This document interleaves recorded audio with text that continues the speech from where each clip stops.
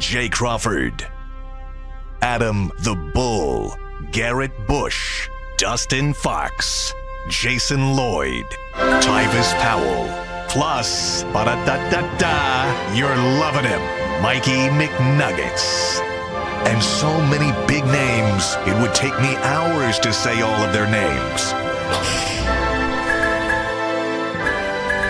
The ultimate Cleveland sports show starts now. Booyah!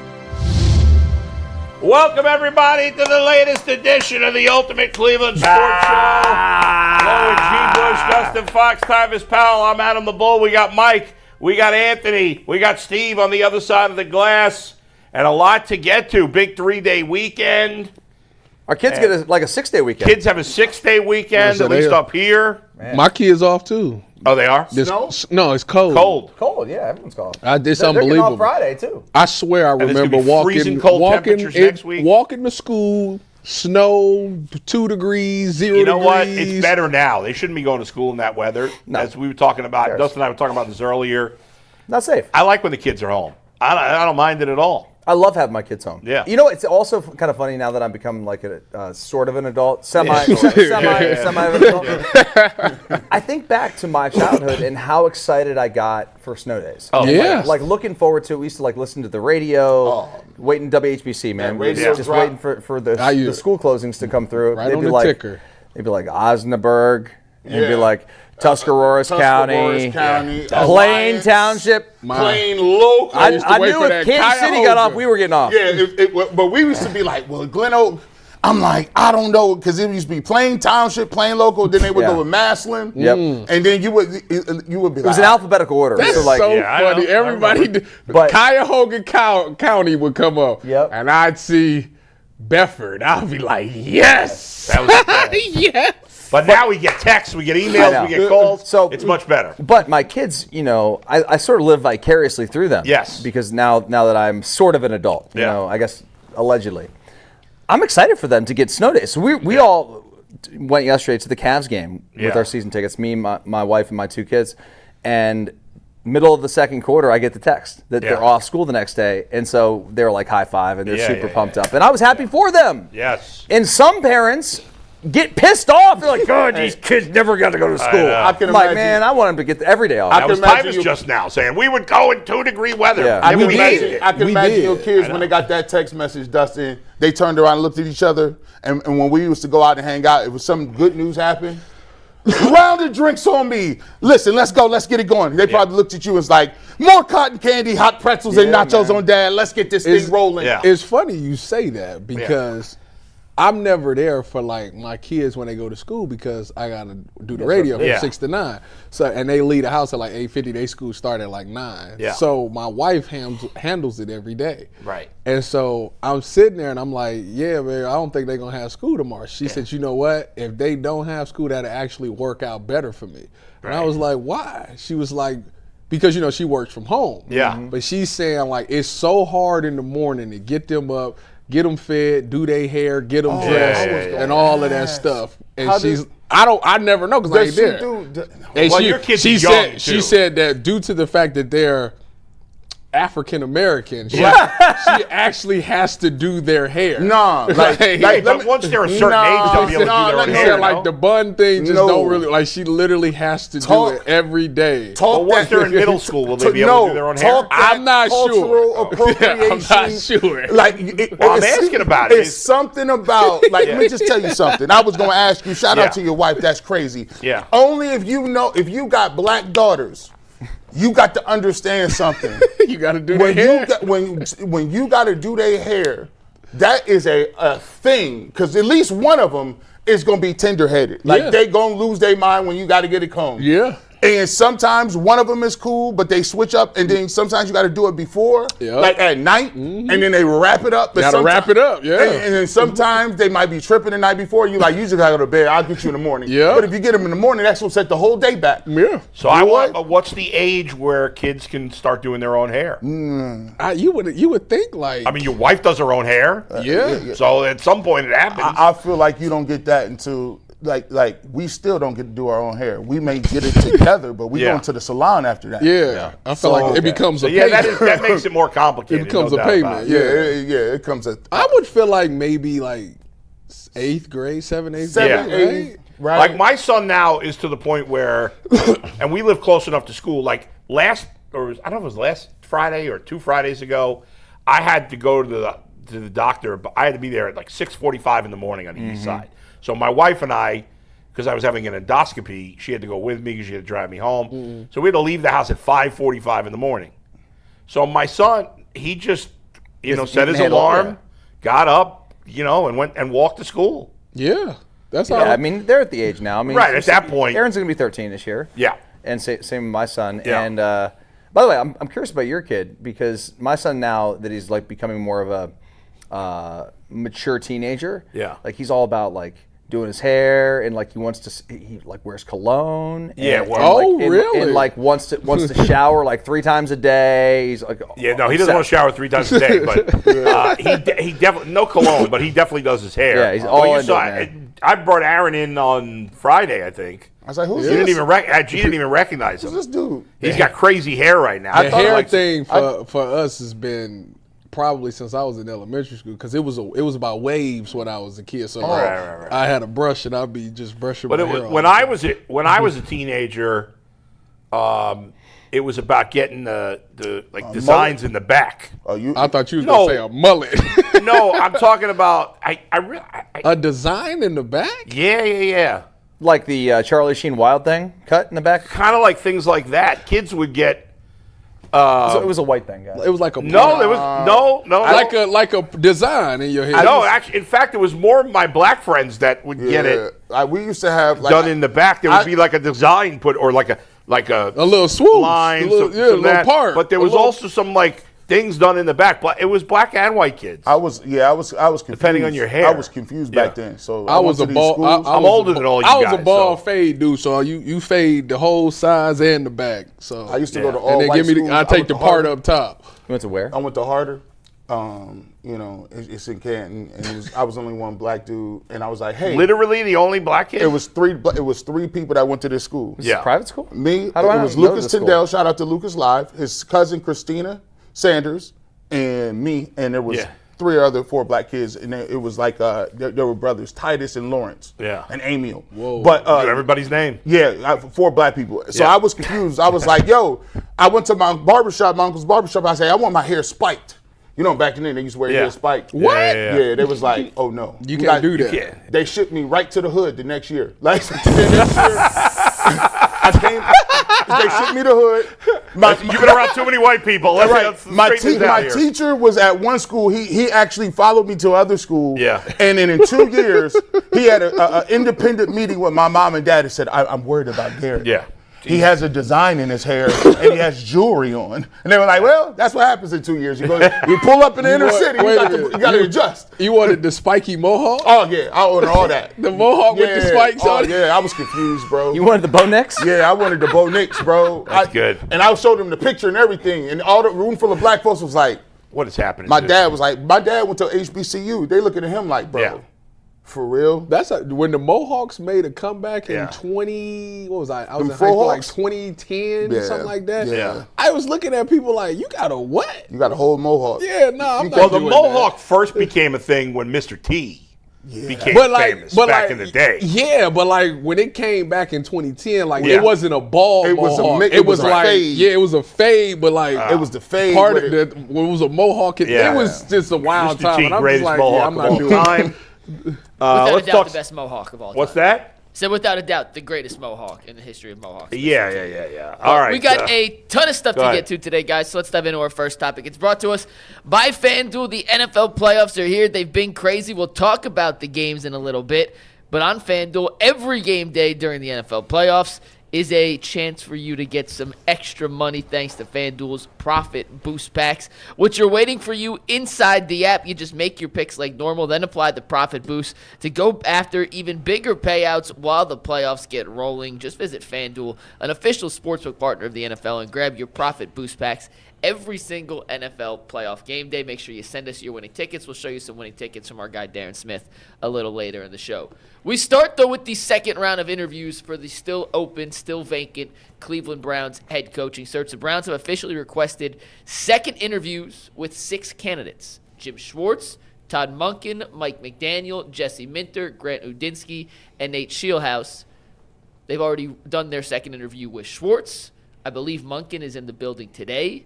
Minter and McDaniel are scheduled for later this week. They're still waiting to finalize a second in-person interview with Grant Udinski. And Sheelhaase is still on the Rams, who are still playing. So, it's gonna be next week. Bring it in until next week or until the Rams lose. Well, when you see these 6 candidates, even if they win, I think they could talk to him in person next week, can't they?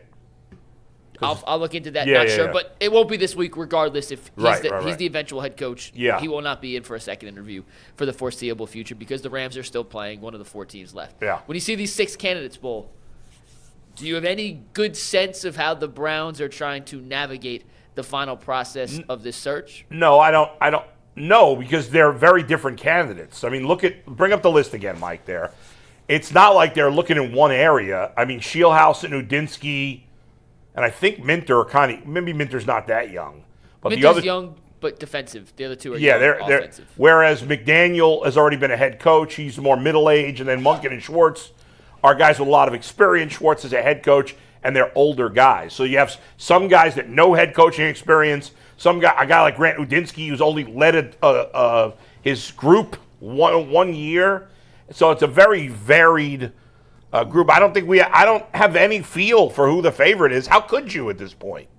Yeah, you really couldn't. I mean, when you look at that, it is just a big scramble. What I will say is it's 4 offensive guys compared to 2 defensive guys. So maybe, they want to go more towards the offensive side of the ball as far as the head coach goes, which that's just the typical fashion of what's going on. But as far as like a real sense, I don't know. I don't think Monken's getting the job. Like I kind of cross him out. Like I don't think he's getting. I don't think you can cross anybody out if they're getting a second interview. I guess. I don't know. To me, I just for some odd reason think they're gonna end up going with one of them 2 young guys on there at the bottom. Sheelhaase appears to me to have the most interest of any of these guys from other teams. Yes. Right. Him and Minter have the most other head coaching interviews lined up. Right. Udinski's only with the Browns. I did this already on the podcast, but I'm going to do it again here, right? Because, let me make my case of why I think Sheelhaase should be the choice. Can you bring up the list, Mike, again? Can you do that one more time? So, and I'm curious what you guys think. So, here's why I like Sheelhaase the most. And again, I'll give the caveat that deciding who the best guy for the job is kind of an exercise in futility. Yeah, it's kind of we don't know. We're not on the inside. We can only go based on the information that we currently have. Maybe you guys have a little more because you know some of these guys from the time or whatever. But based on the information we currently have, the reason I think Sheelhaase is the best choice. Number one, I don't want Jim Schwartz to be the head coach because he was part of this disaster the last couple of years. Dang! I agree with you. I agree with you. I get that his unit did well, but this team's been a disaster. The culture's bad, so I don't want him to be the head coach. That's crazy. Go ahead. All right. Number 2, Monken. He's 60 years old and has never been a head coach. And our good friend Zach Jackson has described him as a grumpy Kevin Stefanski. Dustin's mentioned he's not the most big personality. Doesn't have a likable personality. He's just very, very kind of like a curmudgeon. Didn't get along with Lamar Jackson, apparently. He's out for me. Okay. Mike McDaniel, good creative mind, clearly not a leader of men. I think if you're going to hire him, I wait for him to, be gone a year and then reassess and figure out his mistakes. So he's out. So now it's to the 3 younger guys. Now, I admitted this earlier, and I'll say it again. Minter, I don't know enough about him, so I'm just putting him to the side. He's the DC for the Chargers, correct? He was the DC with Harbaugh in Michigan, went to the Chargers with Harbaugh, has been in the Harbaugh. Right. I know the least about him. I feel like I've done the least work on him. And that's who's going to get the job. Now, you got the other 2 guys. Udinski, I don't want to belabor the point because I've talked about it a million times. He has 1 year of leading a group. 1. he was an assistant to an assistant every year until this year. Is that true? He's 30 years old. He'd be the youngest coach in the history of the NFL. He may be very smart. He may be a good coach. He may be a great head coach. The odds of a 30-year-old with 1 year leading a position group. So which one do you have more of a beef with, the age or the experience more than the age. Okay. But I think it's the combination of the two. And that leaves me Sheelhaase. Sheelhaase is young. He's still young. I mean, he'd be one of the youngest coaches 35. ever. Very young. He'd be what, the second or third youngest coach of all time? Yeah, somewhere in there. All right, he's young, but he has led a position group at least. He's been a leader of a group for about 7-8 years at this point. That's a huge difference and a huge experience. He worked under Matt Campbell in college, one of the best coaches in college football. He worked under McVay in the NFL. He's been with McVay for 2 years. In my opinion, the best coach in the NFL. All right? 2 great coaches on 2 different levels saw something special in this man. And to top it off, well, he's an offensive coach, which I like. But to top it off, the tree under this head coach has been successful. And that doesn't mean it's guaranteed for him. It shows that Sean McVay is great at picking coaches. And unlike Belichick, who the guys all try to imitate and they can't, that's not what he does. I think McVay's not looking for yes men. McVay has so little ego, in my opinion, that he wants other coaches that will help him lift up. Not just say, I'm the boss, you do it my way. He definitely does a good job of empowering his coaches. Exactly. And that's why I think, again, I've never met the guy, I haven't talked to the guy. Who knows? I don't know if he's a leader or not, I'm not sure. But based on the information I have, there's my case of these 6 candidates. Because you know Flores has been my guy, but he's not in the mix.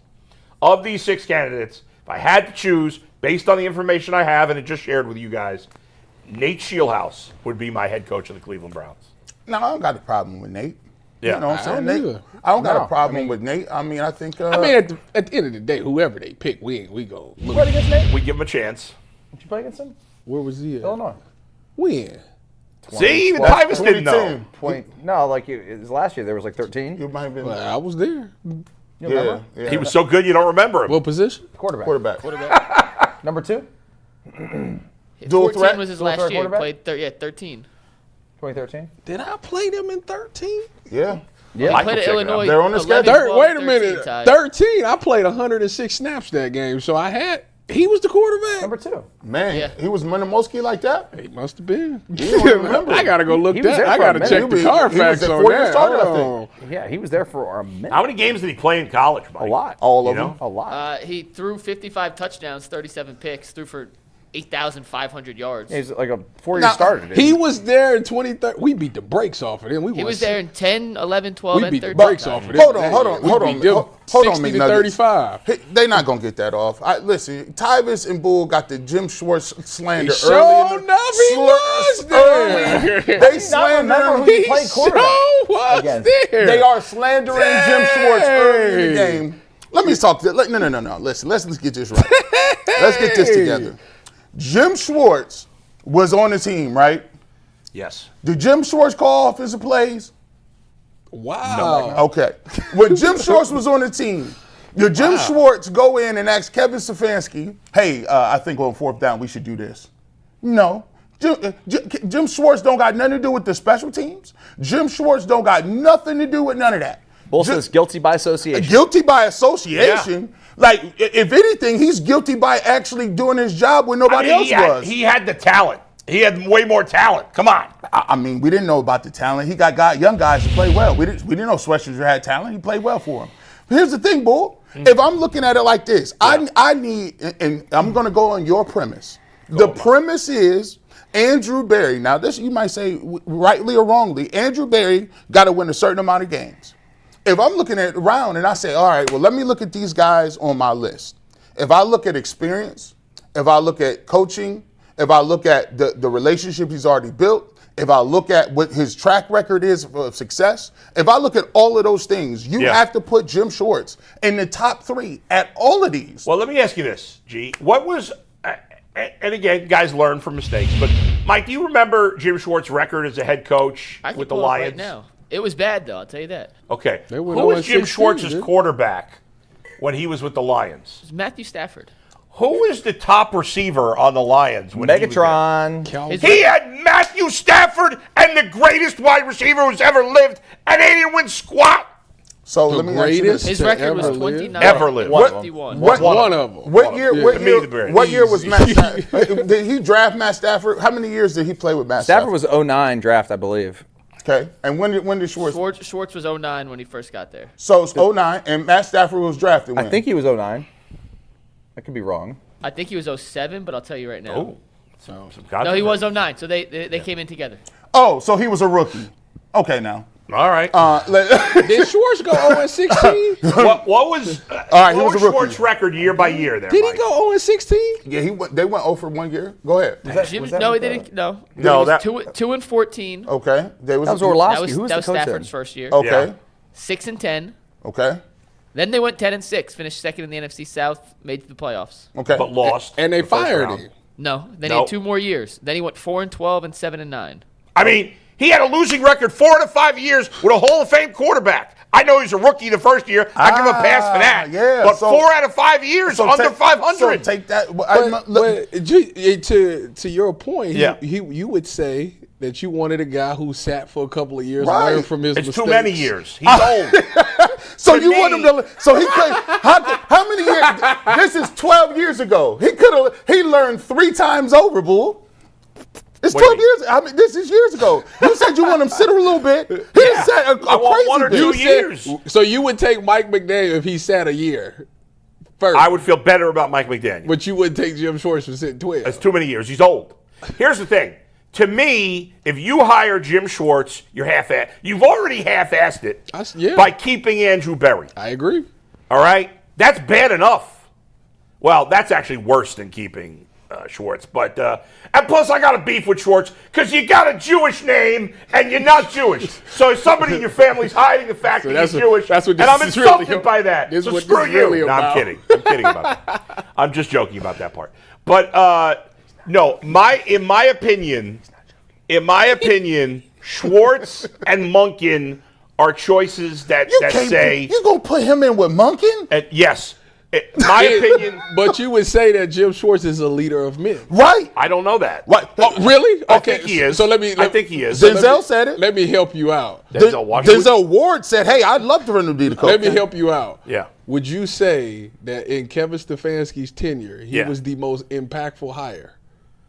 Of course. I think you could argue Alex Van Pelt was because the team fell apart after Alex Van Pelt. They literally No. they went to the playoffs. By the way, the Browns had one great season and went to the playoffs with Joe Woods as the DC too. Let's not pretend they did. Yeah, but the identity of the team. With a lot less talent than they have now. Would you not say the identity of the team? And what year they go to playoffs? 24. In Yes. 20, would you? It was 23. Flacco? What? Whatever. Yeah. You wouldn't you say that the identity of that team was different? In I would 23? Yeah. Ty, would you say the identity Yeah, of that team sure. was how the defense was elite at home and horrific on the road? They also they got turnovers, dude. They were similar to the Bears. Like they weren't a great statistically awesome defense. They just got a bunch of turnovers in 23.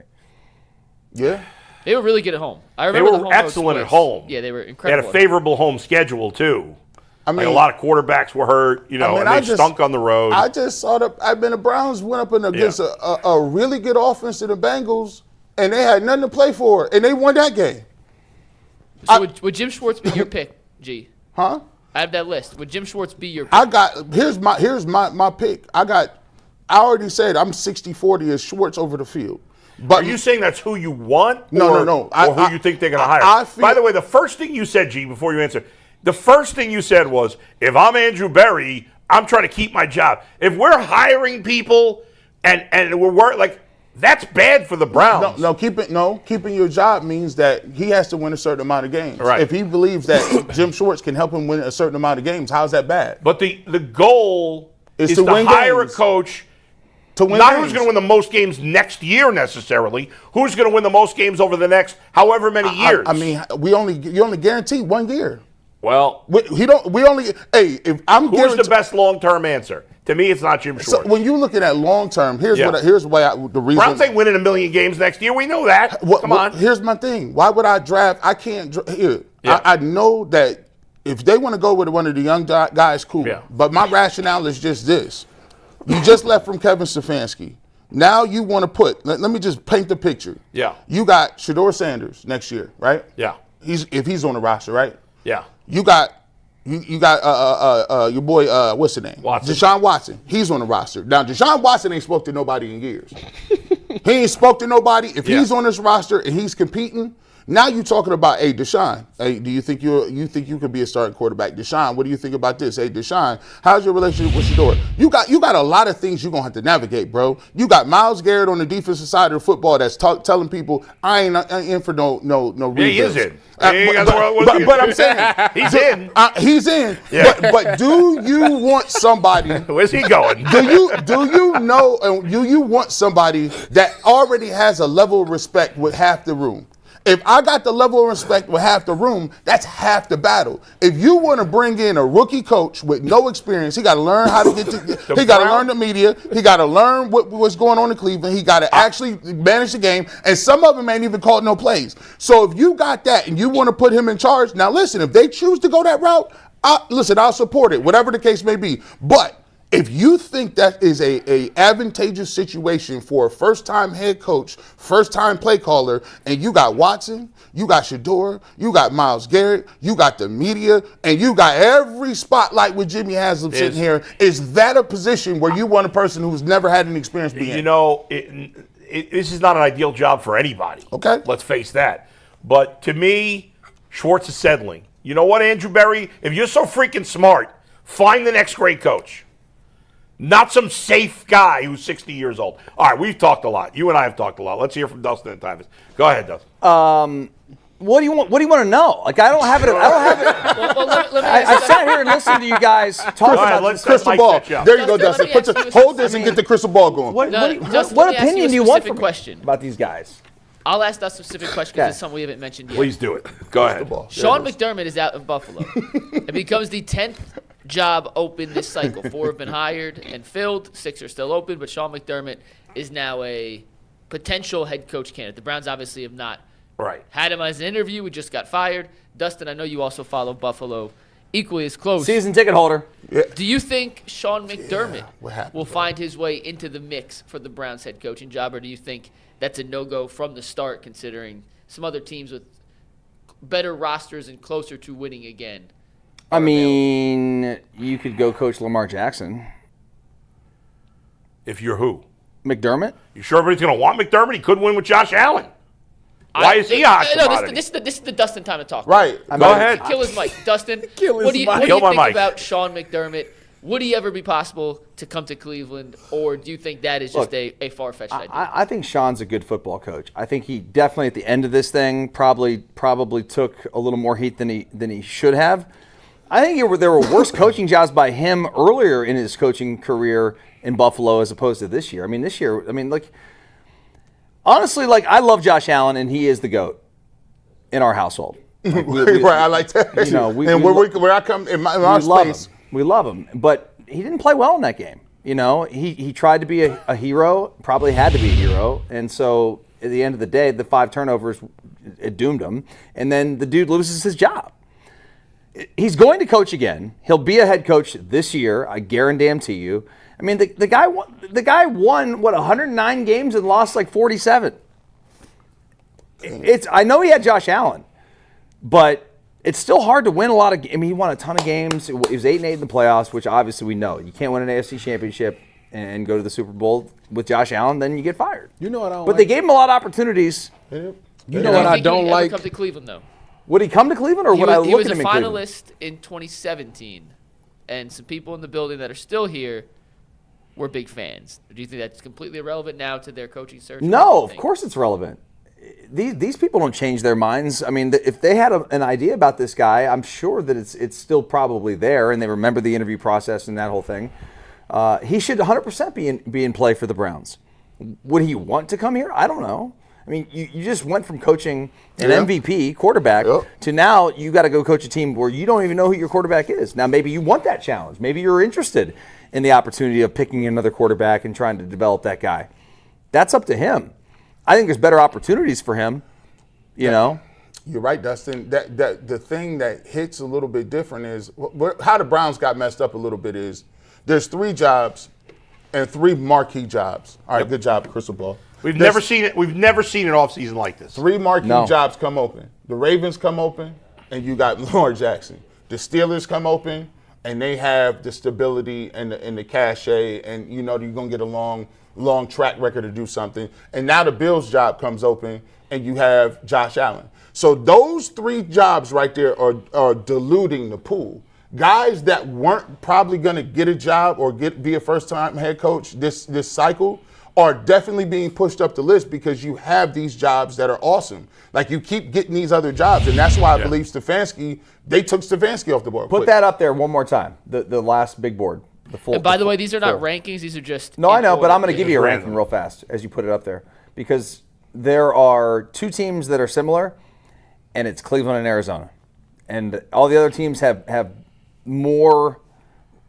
They're more lucrative, if you will. Vegas is going to have the number 1 pick. Yep. Buffalo's got an MVP quarterback. Yep. Pittsburgh stability, Yep. great franchise, model franchise. Baltimore, model franchise, MVP at quarterback. Like those, Arizona and Cleveland, put them to the side. Facts. They're going to have to wait and figure out what they're going to do because those other teams are all getting the better candidates. Yeah, I agree with that. Like when Tyvis, when you see how it looks, those 4 teams got their joints right. Shout out to Half and Coach Saleh. Halfley got Yeah, 2 of your guys. Saleh took that immediately. Now you got to look at some of these first-time head coaches. That is one of the reasons why they're bringing those guys in for second interviews is because even a guy like Mike McDaniel might slip up and get a job. Like he like, oh, I got a 30% chance I could either be with the Ravens or the Bills. And I know I got offense. I know what I do with the offense. So worst case scenario, he could take an OC job. He could go with Robert Saleh and be the OC there because they work together in San Fran. I would think McDaniel and McDermott are both going to get head coaching jobs. I would think. If they want it. Yeah, well, we don't know about McDermott. Obviously, McDaniel does because he's interviewing. Oh yeah. Wonder if McDermott wants to go back with Harbaugh as a DC. I mean, he could in New York. But he's probably going to get a head coaching job, I would think. If he wants. Yeah. I think Baltimore and Pittsburgh just got McDermott written all over it. Like, I wouldn't be surprised if the Steelers hired Brian Flores. Why have we not heard his name at all? He is because interviewing with he Pittsburgh. sued the NFL No, but he won. Wait, but he is interviewing for the Pittsburgh job. He It's the only sued the head coach interview. NFL. I and he understand won. that. But G said, why haven't you heard his name? That obviously is a big factor. But Pittsburgh is interviewing him for the job. What's that, Mike? Listen, that's the only place that has requested a head coach interview with Right. Flores. Yeah. Yeah, he's cut from that Tomlin cloth. Very similar. I mean, that's his cousin. That they look the. But why fire Tomlin? Tomlin They didn't fire Tomlin. Okay, it was a mutual thing, dude. Why step down? Why try? He ain't got no time for it no more. You know, he did it. Dustin made a good point on bring up what you said. Which part? What the Bills should do. Oh, I think the Bills should trade for Mike Tomlin. If I'm Buffalo, I'm offering whatever. Sean King said the Raiders should give up the first pick of the draft. I mean, I think Tomlin's that valuable, and you already have your franchise quarterback in Buffalo. That's why I wouldn't do it if I were the Raiders. But if Buffalo, now listen, Buffalo still needs like a big time receiver. Yeah. They need some help on the offensive line. They could use some more. Like they could probably use a couple of receivers, but they also need a head coach that the team can rally around. And Tomlin for a first round pick, to me, that quells all that. If I'm Buffalo, like you know me, guys, I'm always player. But I never would think to trade for a coach. But I actually like this. And if I were Buffalo, I would, or if I were Baltimore. Now I don't think that's going to happen with Tomlin. But no, they would never trade. If I were Buffalo, I would trade for him, and then I'd go trade for AJ Brown too. Because AJ Brown would be a happy camper playing in Buffalo. Yeah, he actually would. Yeah. See the difference, and this goes back to why I say Schwartz, because you got to look at it like this. Now, what you got these other jobs, if you Sheelhaase, or even if you Udinski, and you're offensive-minded coach, you look at a few of those jobs out here from offensive-minded teams with guys that are already MVPs, you looking around like, I wasn't going to get the Ravens job. I didn't think I was going to get it. Now it's an opportunity. I didn't see that. Now Josh Allen available. I didn't see that. So if you're looking at it, and let's just be clear, I'm a Browns fan and go Browns, but it's levels to this thing. Like I always tell you, if they got those over there, so the Browns can't be playing around. You can't be sitting here holding the bag when all of a sudden now your number one or number two candidates is moving around and they take them jobs, and now you get we got Monken. But so you rush into candidate 4? Well, no. What I'm saying is, I can't be slowful to the party. You got to know where you're at. So you're saying, in theory, and this has not been reported, I'm just throwing this out there. If you're a Sheelhaase or Udinski, you may now see Buffalo open and say, I'm not going to sign with Cleveland or Arizona or somewhere else until I at least find out if they have interest in it. I don't think any, the coaches that have taken other jobs outside of Harbaugh, they must have known they weren't getting these other, because the 3 best jobs are still available. That's hot potato. So I think everybody that could be a coach would want to be with one of those 3 teams as a first choice. And it kind of played out where these just came out of nowhere. Yeah, especially Baltimore and Buffalo. Yeah, just came out of nowhere. Pittsburgh is a great team, but they don't have a great quarterback situation, and you follow. But the other 2, you have 2 of the 4 best, 3 best, maybe 2 best quarterbacks in the league. Tomlin could go to the Super Bowl next year with Buffalo, 100%. You go coach Buffalo or Baltimore, you go to the Super Bowl next year. If you 100%. If you Sheelhaase, you a passing game coordinator. I'm Sheelhaase, I'm going Buffalo or Baltimore. You cooking up, right? You cooking up with you cut, copy, and pasting plays right now. Right, but Buffalo and Baltimore, because they're on the verge of winning, may be more likely to hire an experienced coach, where the Browns may be more likely to take a chance on a coach who doesn't have experience, but they're not as close to winning. But also, they both know that they have the quarterback, so they have to appease to the quarterback. So they got to go get an offensive-minded guy. Right. Those are the best candidates for offensive-minded guys. And the floor is there. It's like Mike McDaniel, Sheelhaase, and Udinski? Yeah. Udinski, those are the 3 top offensive-minded Dustin, guys. My son wants Daboll. My son wants Daboll. He remembers when Daboll was in Buffalo. Allen really liked him. Yeah. And I could see that. That was the first thing out of his mouth when McDermott got fired. He's like, oh, please Daboll. I could see that. It obviously didn't end well with the Giants, but I could definitely see that. Was it Pittsburgh? Who interviewed? Somebody just interviewed Mike McCarthy. Was it Pittsburgh? I don't remember. Pittsburgh did, yes. It was Pittsburgh? I haven't heard his now. I think this is I'd be shocked if they hired McCarthy. I don't want no parts of that.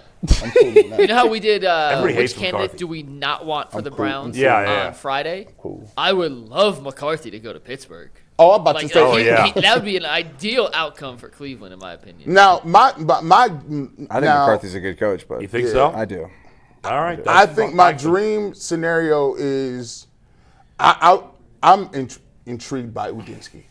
I just listening to him talk about the game. He just there was one thing that I saw, and again, I don't want to fall into the people I make fun of, the Twitterverse, when they see these videos. But I did watch the one video where he explained everything he did when he was with O'Connell in Minnesota, and he explained, hey, listen, I was like an assistant. It sounded like my role wasn't really important. He's like, but let me tell you something. I literally was with O'Connell 24/7. Went to every meeting, saw everything that a head coach does. So he kind of got a first-hand bird's eye view of what a head coach has to be. And I think O'Connell's a pretty damn good head coach. Yeah, I like him too. A guy that players really like to play for too. A guy who I think is going to one day become a good head coach? Josh McCown. Yeah. I think he's right now, he's the quarterback coach for the Vikings, right? So he's learning directly under there. Yeah. One day, he's going to be a good candidate. Out of that list, guys, who would you – we all say we're going to give him a shot. But who, if the Browns pull up on you and tell you, hey, this is the Cleveland Browns, Jimmy is there, D, they got Andrew Berry, which guy usually going to be like, man, I don't even know about this, off that list? Monken and Schwartz. I don't like either one. Monken, I'll be like, okay. I think that's the only one. The rest of them, I'll be optimistic. But Monken, I think Monken's just the one that I don't know. How was the offense when he was here in 19? Was that Baker? It was. Yeah. Was that Freddie Did he Kitchens? do well that year? Was that Kitchens that year? Yeah.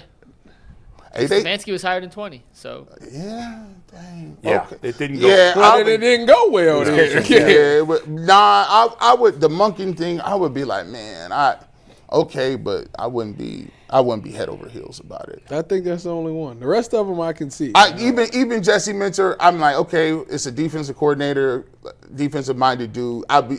If whoever they hire if it's a defensive guy, I'm looking immediately to what are you doing at coordinator?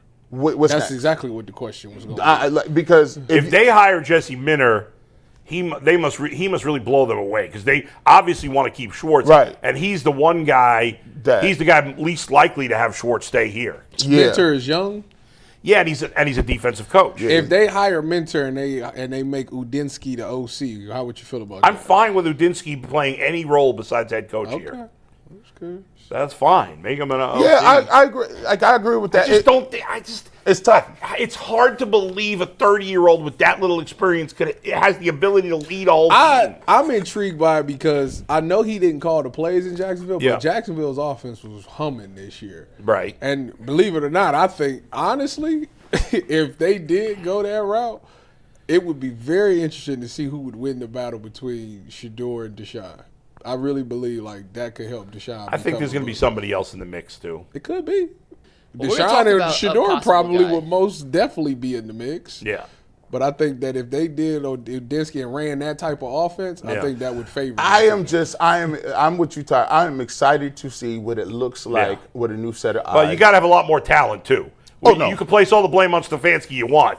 The Browns have less talent on offense than probably any team in football. This the project stockpile, dude. I need everybody. Stockpile, we got nothing. The shelves are empty. I need everything. You Listen, got a raid the lot to cupboard. get. You You can't need a fix it all in regular 1 pile year. first before you start stockpiling. Yeah, you got to. That's true. You got to pile first. Yeah. We're going to ping pong back and forth between ping-ponging? Browns Cavs and Browns Cavs. We're going to get back to. I mean, how much can we talk about the Cavs? They suck. It has nothing to do with the game, Bull. It has we're not even going to mention the game. We're going to talk about the other thing that we got to get to with Cleveland. We mentioned FanDuel tickets, though. Our guy Darren sent us in 2 winning FanDuel I tickets. didn't enough with Darren. Someone else sent in a winning FanDuel ticket. Because No. because Darren picks all his bets are like probably ridiculous. It was a same game parlay in the Hawks Bucks game that night. He won parlay. $318 on a $15 The bet. guy puts in 25 Darren, a day. don't let Vol discourage put you. Keep sending. Giannis to 16. record how many rebounds? 16. He had 16 plus rebounds. And he Oh, bet that's it. That's You actually guys- not easy to get. So, not an yeah. easy one, no. So shout out Darren. Darren, don't let Paul discourage you. Send in your winning tickets. We appreciate you guys His colleagues. all over. Thank you for sending them in. FanDuel for our sponsor, UCSS. I also want to know if he's winning so many of these parlays. How about we up it to $50? Hey, The wager. Hey, Darren, you got him hot, bro. You can't. I ain't never seen nobody hate on the man's parlay. Hey, this is enough of this. Darren. We I'm done not seen hating. enough. I am a degenerate gambler. I do this every day. And Darren is And I know what it's like. And I know You don't do Darren it. and Xavier P. both. We get it. Josh Allen's terrible. He's the worst quarterback in football. It's 100% his fault they lost. So yeah, hey, listen. He did stink yesterday. Hey, listen. He did stink. Hey, I'm under. it's difference between losing a threshold of 15 is different Yeah. than losing that threshold of 100 because 100 start to get on your table. You start to be like, you know what I could have did with 100? $10 That's is a all nice you steak need. somewhere. Yeah, Yeah, you're $15. You're like, okay, that is a burrito. that was burrito. Burrito So we're buddy. not even going to talk about the game yesterday because No. they got No? dominated. Oh, really? We Boat won't a race. sec. Oh, hell are we talking no! about? This is unacceptable. We have something that's He's more important protecting than him. the How about the fact He's I protecting sent him. you the rundown at 3 o'clock yesterday. the Bull. Thunder I sent starting you- lineup shot no. 63% I sent from you the three. rundown at 3 o'clock. I have Bull. all these stats in my head for the game. And you were like, this looks good. Protecting him. 3 o'clock. He did send it very I early. was at like 3 o'clock Hey, yesterday. hey guys, Busting each but other. let's talk about the Cavs, but let's not talk about the fact that they lost by 30 to the best team in We're basketball going to get yesterday. to that. Smoke We're show. ping-ponging back and forth. So All I right, expect Ponger, to let's be- go. All right. Before we get to the game itself, Yeah. the NBA announced its Eastern Conference All-Star starters. Even less interesting. Oh, If you yeah, missed it. The 5 Eastern Conference All-Star starters Yeah. Oh, sick. are Giannis Antetokounmpo, Great. Jaylen Brown, Jalen Brunson, Cade Cunningham, and Tyrese Maxey. One notable name not on that list is Donovan Mitchell.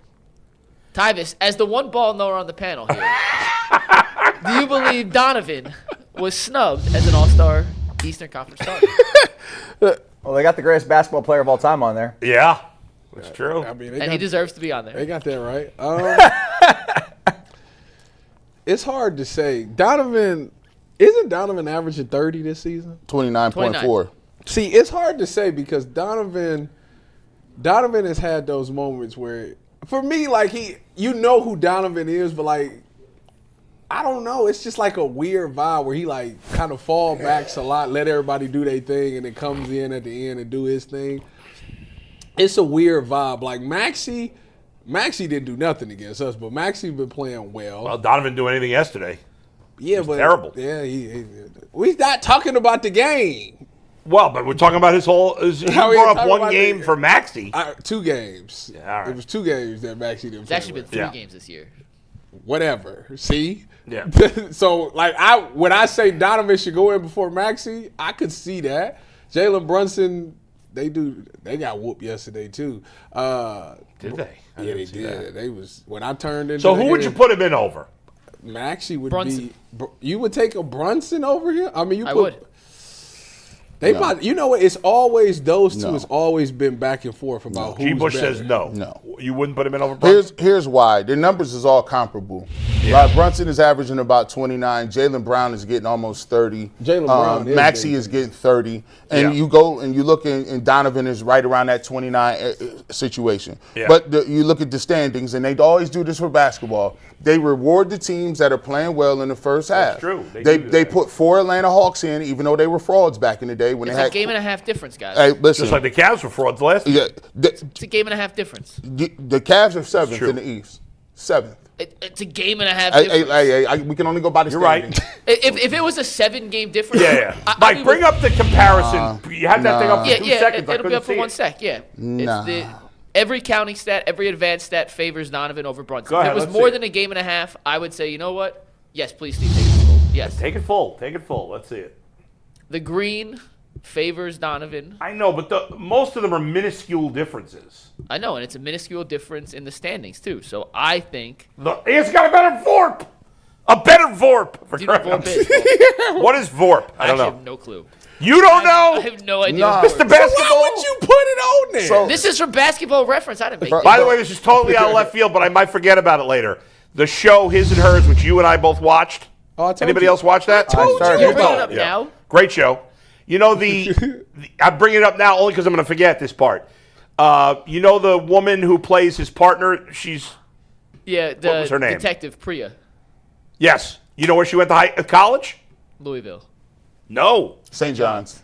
Huh? St. John's, How do you? I'm asking you, Mike. Where'd she go to college? Emerson. Emerson. Oh, get outta here. Look at that. Oh, sweet, yeah. Anyway, totally out of left field, but I was going to forget about it if I didn't bring it up then. But I don't know why I remembered it then. Donovan is to me. Donovan is better than Brunson, and it's very even when it comes to the All-Star thing. But the Cavs are getting penalized for this reason. Yeah. The Cavaliers were supposed to be the undisputed That's fair. guys coming out of the East, and they are underperforming at such a historic level that no, we can't put nobody up there. This team was supposed to be the Thunder and the Cavs. Yeah. They were supposed to have it together, figured out, and they were supposed to smoke people. They said the same thing about the Knicks. Dustin, you got a beef with this, with Donovan not getting in as a starter? I don't have beef with it. I mean, he's going to be on the team. I've been looking at VORP here. Value over replacement player. Look at that. So it's like war. It's basketball war. Yeah. Measuring a player's total contribution above a freely available minimum cost replacement player calculated using box score data point. It's exactly like war for baseball. That's war. Do I have Yeah. a problem with it? I don't give a rip about the give a All-Star rip. starters. Yeah. Does Jalen Brunson play defense, or is he as useless as Donovan at defense? Donovan's no not useless defensively. All right. He's 6'1". He's Above- a defensive like, liability. slightly above Donovan's useless? a better defender than Jalen Brunson. There's All right. no Why do you debate. think Why Brunson is- got in yes. over him? I mean, half it's fan vote, and he plays in New York, and they vote very, very, very, very, very. So he got more votes. fan votes, yes. All right. So then, is it really That's a what big I'm saying. deal? Who cares? No, Yeah. Well, the All-Star Game's a joke now. Yeah. Because of even this new format that I don't fully grasp. Right. Because it's. Well, we'll 16 see if they play hard now that it's USA against the world. Yeah, but There's yeah. 3 Well, teams. There's 2 USA yes. teams. Yes. And there's 1 world team, and they do like some sort of round it's a robin. it's a whole weird thing. Yeah. It's more of a. Wait a minute. LeBron ruined the All-Star game. Wait a minute. LeBron's ruined a lot of things. Whoa, Yeah. whoa, what? So what is the point of the East-West starter thing? that doesn't really That's matter. just how you doesn't get matter. into But it goes. You gotta be kidding. It's a historical ledger on your resume. Right. So let me get. So, hold on. Wait. So there's two. There's two. Three All-Star teams. This 24 I believe All-Stars. I got that right, Yes, correct? Shockingly, both. But the same amount of players. I 24, thought yeah. Which is I stupid. thought it was still East-West. This is irrelevant. No. Yeah, it is. It just goes on your resume. I mean, it's irrelevant. Go ahead, They all man. make the team, Go though. ahead. Yeah. We argued about something that's irrelevant. It is. Yeah, LeBron ruined the All-Star game. We Well, all know LeBron that. he didn't get voted as a starter. Yeah. So there you go. Well, he doesn't deserve to be. I agree with Donovan you. was snubbed though, even though Brunson is deserving. They had 6 deserving players. For What about in 5 the West? spots. Anybody get snubbed there? Ant and Wemby tied, and they gave it to Wemby, Of course they did. which I don't really have an issue with. They had 6 on that same side, 5 Yeah. deserving. So it stinks that Donovan. And here, my last thing on Donovan. Then we'll talk about the game yesterday. The Cavs are 24-20, right? Without Donovan, they're like 10-34. Like that's how All important. right, so without Brunson, where are the Knicks? Cats played fine this season. OG's played No, good this season. they Mikal record Bridges. isn't good either. They talked about it on the broadcast. So you're going to yesterday. penalize No, Brunson for his team being better? I think they like I'm 1 saying in it's an 7 individual without accomplishment to be Brunson, named I an think. all-star starter. Yeah. Donovan has been everything we could have asked for and then some. And he has carried But the in the Cavs e- to part of what they've been. Mike, and his but numbers are better than Brunson. in the end, like when you look back at how many All-Stars, it doesn't say starter or not. Nope. There's a delineation. There is a delineation. No. Yeah. Hey, man, as long as he on the All-Star team, that's what's up. Salute to you. And by the way, Donovan's going to be a Hall of Famer. and we all know that Donovan is just better than Brunson. It's cool. Sometimes it bounces. They voted on it. It's cool. But he on the All-Star. That's so. It's crazy how y'all could just definitively say that. I'm that not he's better than definitively saying Brunson? that. Are you Yeah. saying Oh, that yeah, he's better definitively, than- Mike? I he's don't better know than- about Yeah, it. he's can't definitively better than definitively say Brunson. that. I Yeah. can't say definitively. Yeah, no. like- I think he is, I but think- I I can't think say that there are definitively. things They do literally better are than like the same. They're like the same level player to me. It's- Yeah. They're tier 2 NBA yeah, players. They're right I there. think Donovan's better. Let's talk about the game from But yesterday. he's not though. tier 1. No, right? neither's No. tier 1. They're both No. tier 2 They're guys. tier 2. They're the tier top 2 of tier guys. 2. Bull, did you watch the game yesterday? I did. Not the whole thing. I mean, don't get crazy. But I, Why would you watch the whole thing? who watches the whole thing? Nobody watches the whole I thing. said- We left early. Y'all left early? Hell yeah. I mean, they was getting. Nah, I sat there. And no, when I took the dagger to my. I embraced the dagger. I'm not gonna lie to y'all. When they chipped the league down to 12, I got optimistic for a little Nah. bit. I ain't gonna lie. I We was were like 8 seconds. We were about They to went on leave. like a 9-0 run or something. And Yeah. brought it. I was like, Placebo. okay. And then ran it right Is back there, up. honestly, is there any reason to ever watch the first quarter of an NBA game? The Absolutely. first quarter? If you bet it. Unless you bet That's it. the right answer. Yeah, it's a great answer. Unless you bet it. Like, what? It's meaningless. As you sitting courtside. This was like in the third quarter when Yeah. I was like locked in. I was like, Right. they chipped it down Yeah, to me 12. too. I was like, And then in the fourth quarter, Oklahoma City scored 70 Sure points. did. Here's how. For every time they had the ball. Here's how I They knew. lost the fourth quarter by 20. And what's crazy is Bro. the Cavs, who stink on the glass, out-rebounded Oklahoma City by like 18. Yeah, because they didn't miss. 20. They didn't miss. Yeah, they didn't miss it, right? Hey, They didn't miss a shot. It was these, ridiculous. the Cavs, when you watch them play, Yeah.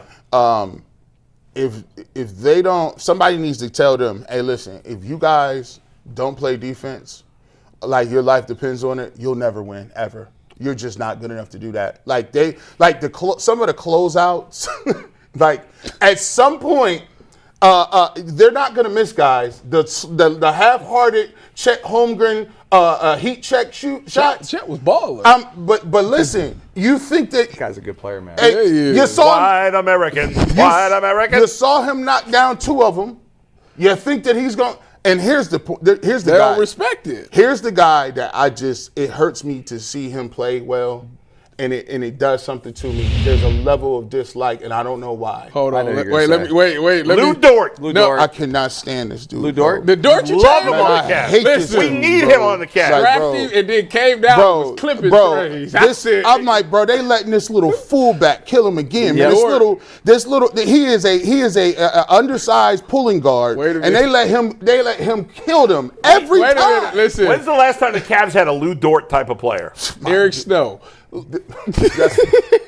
Shout out to Canton, Ohio. Man. It was the East Listen. We need Lou Dort. So McNuggets, I want him on the Cavs. McNuggets texted me yesterday. He I sent me guess. a video of Lou Dort warming up, and Yeah. I immediately responded, I'm taking the under on Donovan. Bro, And he's right. 'Cause Donovan is terrible. He couldn't make a shot. By the way, we needed Donovan for the Cavs to win. We needed Donovan to become the second best player. Who knew the second best player on this team would be Jalen Tyson? Yeah. I know. He's been unbelievable. He's the only guy who played well yesterday. Well, a lot of his points came late. He had Mobley 10 had rebounds. 16. Mobley was all right. Yes, I like this. three I like threes late. Naquan Tomlin, man. He plays. If hard. everybody played like Naquan Tomlin, we'd be happy. Elevate that something. man. Yeah. Get it like Juan elevate Tomlin him. is like the Rudy of the Cavs. But Better than that. He also He played with passion. Like there's a guy. cares. he plays like a guy that's like that thinks like they gonna cut me if I don't go out here and play hard. You know who also is one of the most. I think he's now moved past old Steph Curry in my book that I just don't like seeing him play at all. It's on our team or their team? Man, I cannot stand SGA's game. Oh, he's awesome. I can't stand He it. was Because in he's the so foul version smooth. Yesterday. Yeah, He's so plays awesome. like I he can't. wants to. I don't because I think the problem I got with it is that he just be walking around nonchalant and all them jumpers be going in like he's walking around like this is effortless, guys. Because everything he does is effortless. It's just be like, yeah, I got to my spot. Oh, turn around. That's That's good. all it's about. I'm doing this. Find your hey, spot. hey, by the way, you know I push off every single play, but they can't see it because it's below the waist. That boy be hitting. Step back. That boy be That hitting the middies, sidearm, man. that chicken wing he be giving them, these little mid-range jumpers. that I'm like, middy. oh my gosh, Mid-range. where's Ron Artest when you need him? Some people. he just makes everything he does look easy. Do we have anybody in the league that's like scrappy like Artest? No, like Tony Allen, Ron Artest. Who is like the defensive guy? Alex Caruso. Yeah, Brooks? Dylan Paul, Brooks don't is. get us in trouble with music. Sorry, Dylan Brooks I was going to play is a fine. song, but we can't do that. no, No, copyright. you might say. By the way, McNuggets, who do you look at as the This best song defender? is what's going on with G. Bush right now. Hold that Jealousy, Steve-O jealousy. Hey, jealousy. You're jealous of the Oklahoma City Thunder. That's why you hate all their players. yeah, I can't stand it. That's how we used to be with the Who Warriors. would you say is like a Ron Artest or Tony Allen of the NBA right now? Dylan Brooks. Dylan Brooks, yeah. I need somebody like really like Dylan Brooks be locking people up like that. He does. He's a good defender, yeah. I mean, he gets in LeBron's head. Lou Dort's. Well, I mean, and Lou Dort. Lou Dort's one of those guys. I mean, he's got his own nickname for how he plays defense. hey, they let Dortch these. shave. That's they- a great It's nickname. cold. That's awesome. That's crazy, bro. Yeah. Like the levels. And here's what That's pretty awesome. I'll be just joking a little bit, but I respect Oklahoma City Thunder because their role players understand that they're role players, and they understand that I'm gonna have to play defense, and we're gonna play defense regardless of who out here and who ain't out here. And they gonna get another first round pick. And they continuously. They got guys. Williams wasn't even playing. They got guys out, and they Amazing. still play a certain brand. And then you got on the other hand, you got another team over here that's sitting here trying to tell themselves and lie to themselves like they good enough to not have that level of effort. And you see the difference between people who win and don't. These guys don't got their players. They came into your spot on Martin Luther King Day and really just segregate yourself out of the game. I can't. So, They separate you and segregate you from all wins. Yeah. Get over here. You know what's interesting is that OKC plays hard like that for 82 games to go on win the championship, but the Cavs feel like if they play that hard, they can't play like that in the playoffs. Isn't It's it wild? crazy. They are soft. would you be able to take your coach seriously if he was wearing indoor soccer shoes? He had the Adidas Sambas on. Wait, who did that? That's all he wears. Who? Kenny. This is the whole staff. The whole Is that staff true? wears them, right? Dude, Low-cut he's soccer wearing the joints. low-cut Cares what shoes black the coach shoes wears. with the white stripes, dude. That's man. With the gum bottoms. I gotta go look This it up. McNuggets, man. It's hard to take him serious, man. I'm just. All right. When you watch that, It's like he plays for the Canton Invaders, man. Wow! Shout out to the What Crush, Kid Invaders. the Invaders and the Shout Crush, out. Cleveland Crush. What's They- that, soccer? Yeah, it was. They got destroyed. They Every facet, don't. they got destroyed. I It didn't mean, matter. they were Darius terrible. Merrill, not there didn't help, but it wouldn't have made a difference. They got you're destroyed feeling in that. every facet. Dude, look, come on. And, Come on. yeah. Look at this. Get in this. Get some of that. He ain't feeling that. You take that serious? Look at his shoes. You think the players care about his shoes? He's the coach. Yeah, them is. I can assure you, Kenny does not give one iota. My God. I'm having some Thought fun, into guys. this. But it's hard. unacceptable. But it's hard to take the coach serious. Yeah, them Peters. When he's got Them You solid got them. All All right, right, Mike. speaking of Can't coaches, invaders let's on. get back to football. Talk about Cleveland another Crunch. coach. After a quick word from FanDuel, guys. FanDuel is the proud sponsor of the Ultimate Cleveland Sports Show. And the NFL playoffs, as they continue to go, every game is a chance for you to win extra money with the Profit Boost Pack. It's waiting for you inside the FanDuel app. Make your picks, then apply your Profit Boost to go after even bigger payouts while the playoffs get rolling. Just visit FanDuel.com, an official sportsbook partner of the NFL, and grab your Profit Boost Pack every single NFL playoff game day. All right, guys, this will be the last time Oh, Lord. for a long time we have to talk about Kevin Stefanski because his search for a new job is over. Are the He was Browns playing the second- Falcons next year? First week 1, ain't it? No, we don't know. No, we don't know when. Schedule They actually do yet. play the Falcons, so we will talk about They it do. again. We But like don't I know said, when. Yeah. the last time for a long time, Yeah. he was the second head coach hired in this process behind John Harbaugh. But the Atlanta Falcons have hired Kevin Stefanski as their newest head coach. Just a few minutes ago, Bolt, it became officially official that Bill Callahan will join him as his offensive Oh, it line. did? It was put in likely terms yesterday. As of 11:41 a.m., it is officially official. Bill Callahan will rejoin him. He's keeping Jeff Ulbrich on as the defensive Is coordinator. he the offensive line coach? Or offensive line coach? Correct. Speaking of, Chad O'Shea's going to the Chiefs. Good. Yeah, Yeah. saw that. He's gone too. Good riddance. Congratulations. Y'all sick. G, do you think Kevin Stefanski will be successful with the Atlanta Falcons? Why you gonna start with me with this? Because you've gone last That's three. nasty I'll work. take You try to hit me up like here's what. You mean take it? Take it. Dustin, take it. I think Kevin Stefanski will be successful in Atlanta. And the number one reason why he's going to have success is because Arthur Blank's a good owner. And he's going to have the support of his owner. The quarterback situation there, a little bit in flux, right? Because we don't know what's going to happen with Penix. And is Cousins there for another year? Is he still under contract? To my knowledge, yes. I think I'll so. double check. Yeah. So I think that'll be helpful for him because obviously Kevin was with Kirk in Minnesota. There's a relationship there for the offense that he wants to implement. It'll be great to have a veteran who knows that offense probably inside and out as well as anybody. So I think he'll have success there. I mean, Bijan Robinson might be the best football player in the NFL, and they got him. So they got weapons across the board. London and Pitts and Well, Pitts, they got to sign him. I mean, Pitts is a free agent. yeah, they better bring him back because he's a He's a weapon. tight end. Yeah. He's a weapon. Kevin loves him. And Kevin loves tight ends. So the answer is yes. I think he'll have success. Kevin's a good football coach. I think he will have learned a ton from his mistakes in Cleveland because he's such a smart guy. And I trust that Kevin will learn from his mistakes and have success in Atlanta. And by the way, the division is not the toughest division in the world. So they'll have a chance to be in the playoffs every year. Guys? Go ahead. I agree with him. I think where the Browns took a turn is whoever came up with the idea that the Browns needed to be more explosive and you needed more in the pass game. We need to go away from running the ball and we need to get those 18 to 20-yard passes and we're going to blow up this whole offensive staff. That's where this whole thing took a turn at. I think when Kevin was running his stuff was when they was having success. I think that when you look at what Atlanta has, they have a good run game. Their offensive line is pretty good. You know, you get Pitts back and you get Drake London. I think you got the weapons that you need to run those over routes and all of those things that made him successful when he was his first few years with the Browns. I think that it would probably translate well. He's got a left-hand quarterback that's actually above 6 feet that can make some passes. So I think it's everything that he pretty much wants in a situation. I think that he'll be successful there. And again, it is a weak division. Everything but the quarterback. He'll see his boy Baker twice a year, Yeah. who apparently he didn't like or whatever the case may be. And yeah, it'll be interesting. Man, look. So I always say this, man. When you talk about coaches and you talk about people moving on, to put it in perspective, there's people in Pittsburgh that was like happy Mike Tomlin's not there. There's people in Baltimore happy that Harbaugh's not there. There's people that, now, McDermott is not in with Buffalo. There's people that are like, oh my gosh, I told you we should have got rid of him. Anytime that you move on from a head coach, there's going to be people who feel like, hey, we could have stuck with this dude. This dude has some good merits.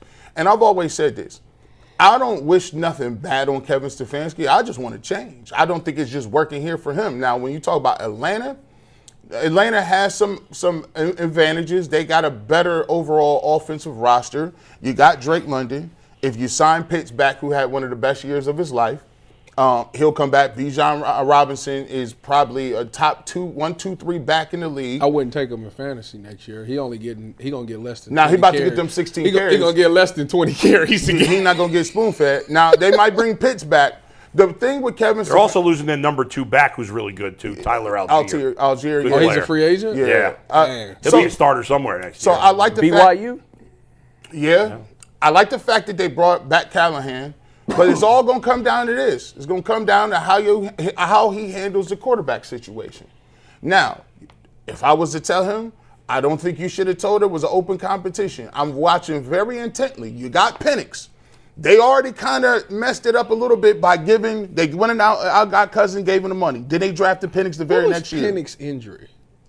I don't remember. Do you know, Mike? I'll have it for you in a sec. So for Kevin, his main goal is that I want to see is how do you handle this quarterback situation? Right, because it's easy to say, let's just go with He Cousins. tore his He's the ACL. veteran. What year? So he might not be ready for Cousins gonna be the starter. So what year did he?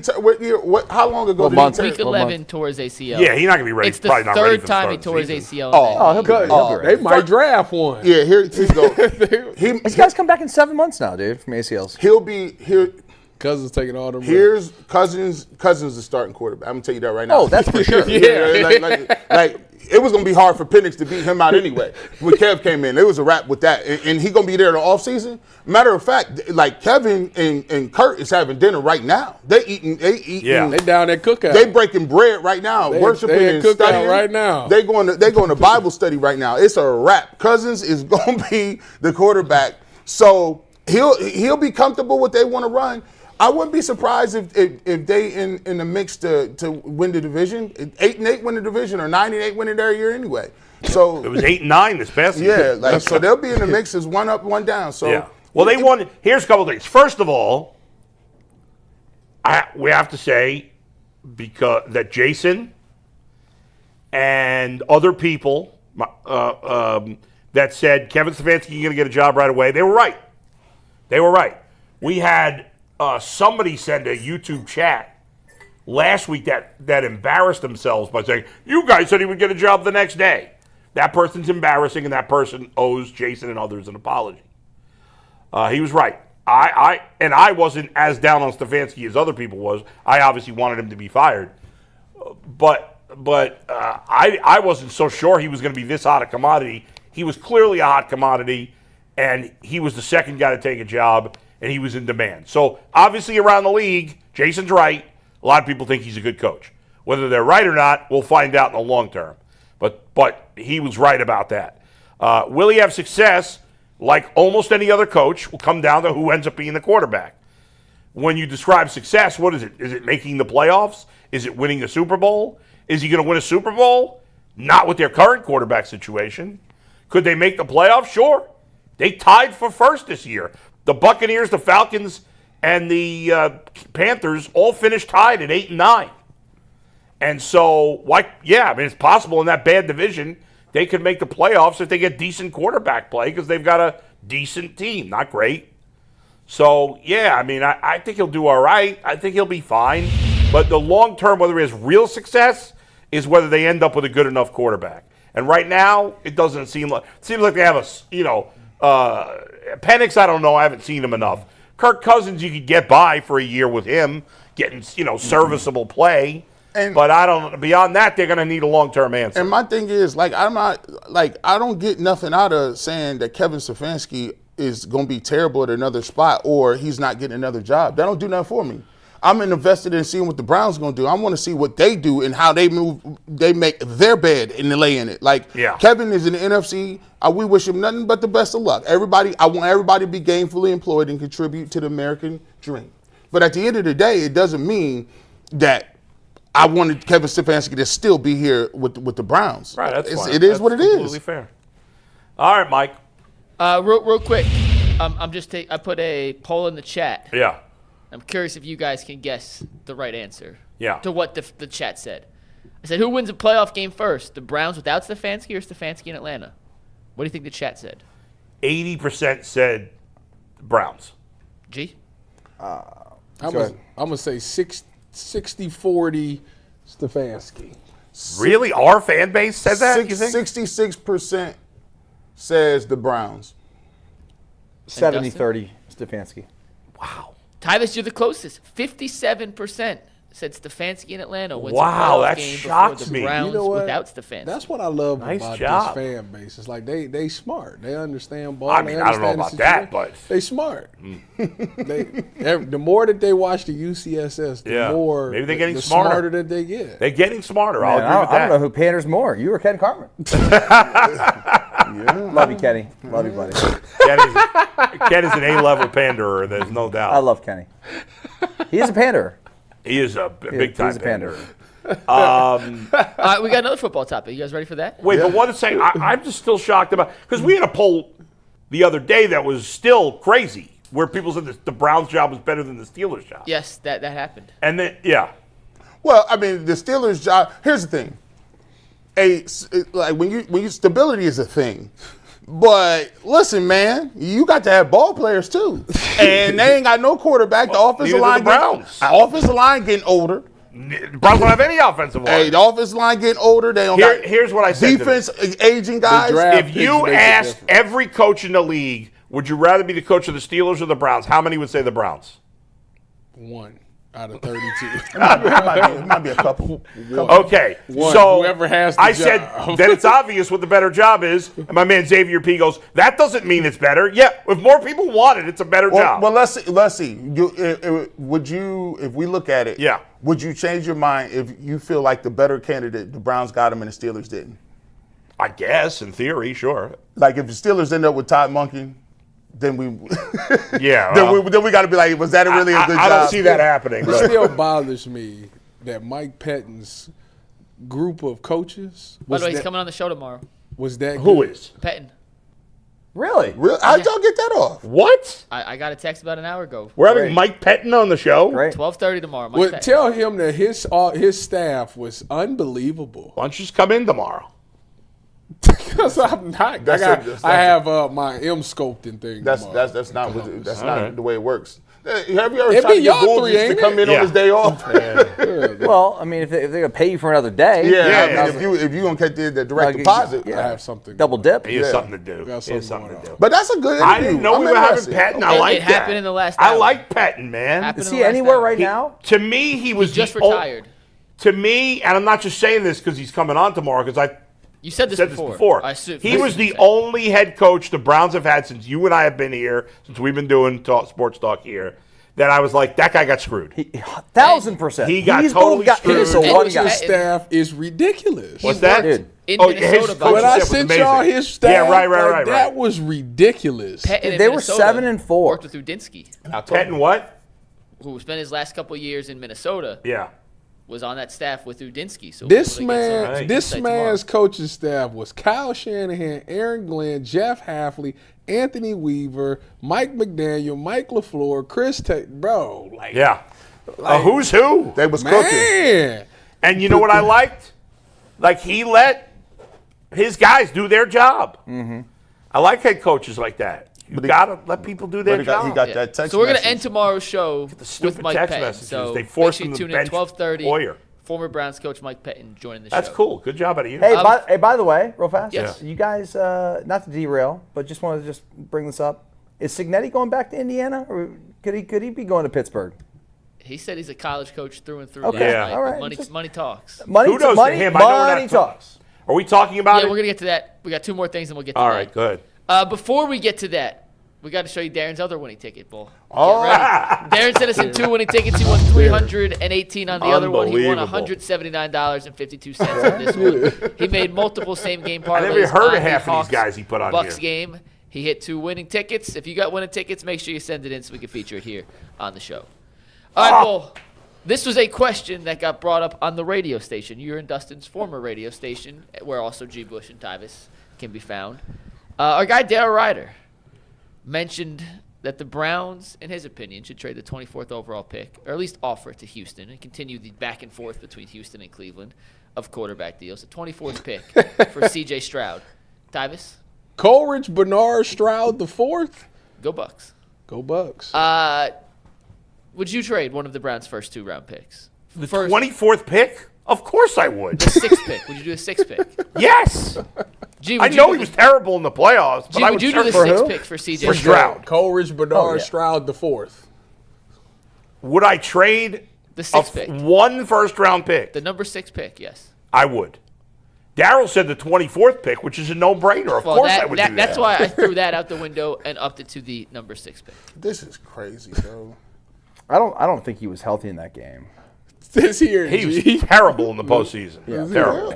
Where is these Madden trades coming from, bro? Yeah. What They're not is trading this? him. This is like these is Madden They trades. would never do this. Why never would you You give still up? would never do Why this. would you give up your whole I don't- franchise let me get this for right a here. Minimowski 20? Let me- What? Well, No, because- even the 6th pick. Texans What? fans are writing him off now. We would do the same thing. No. But this is This the thing. is crazy. Has he been in the Here's- playoffs this 3 is times? a- this He's is won a- 12 games every Yeah. year he's This played. is a quote-unquote one quarterback And he's won draft. 3 playoff games. Well, He runs Daryl every brought year. up. I love So Daryl, you but this just is go, silly. You punting on this season By the way, already.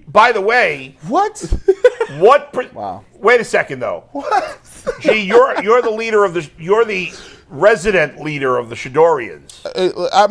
Listen, I'm just a coalition of The like-minded people. Shedeurians would not want to make this trade Of course not. because Yeah, of they course. think he's better than him. Well, They probably asked for him in the trade. like this is Okay.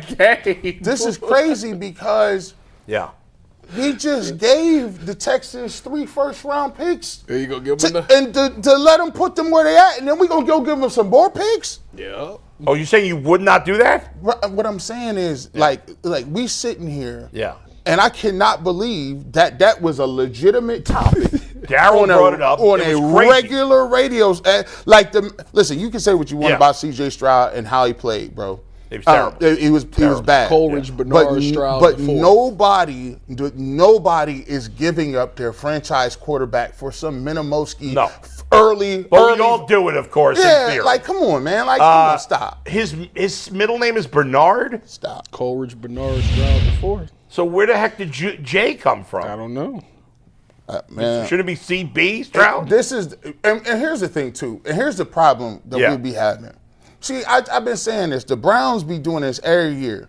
You gotta put your own work in. You gotta draft somebody, put resources around them, and develop them. Stop looking for the easy way out. Everybody trying to talk But about. you got to do that with a first-round pick, which they never do. No, you do it whatever pick you got. No, because most of the good quarterbacks are first-round picks, guess almost all of them. But guess what? You can go to the most of them, or you can be Kyle Shanahan because he go and get what you can get out of him. Well, they don't have Kyle Shanahan. Well, guess what? They better find their own Kyle Shanahan then. Well, what's more likely?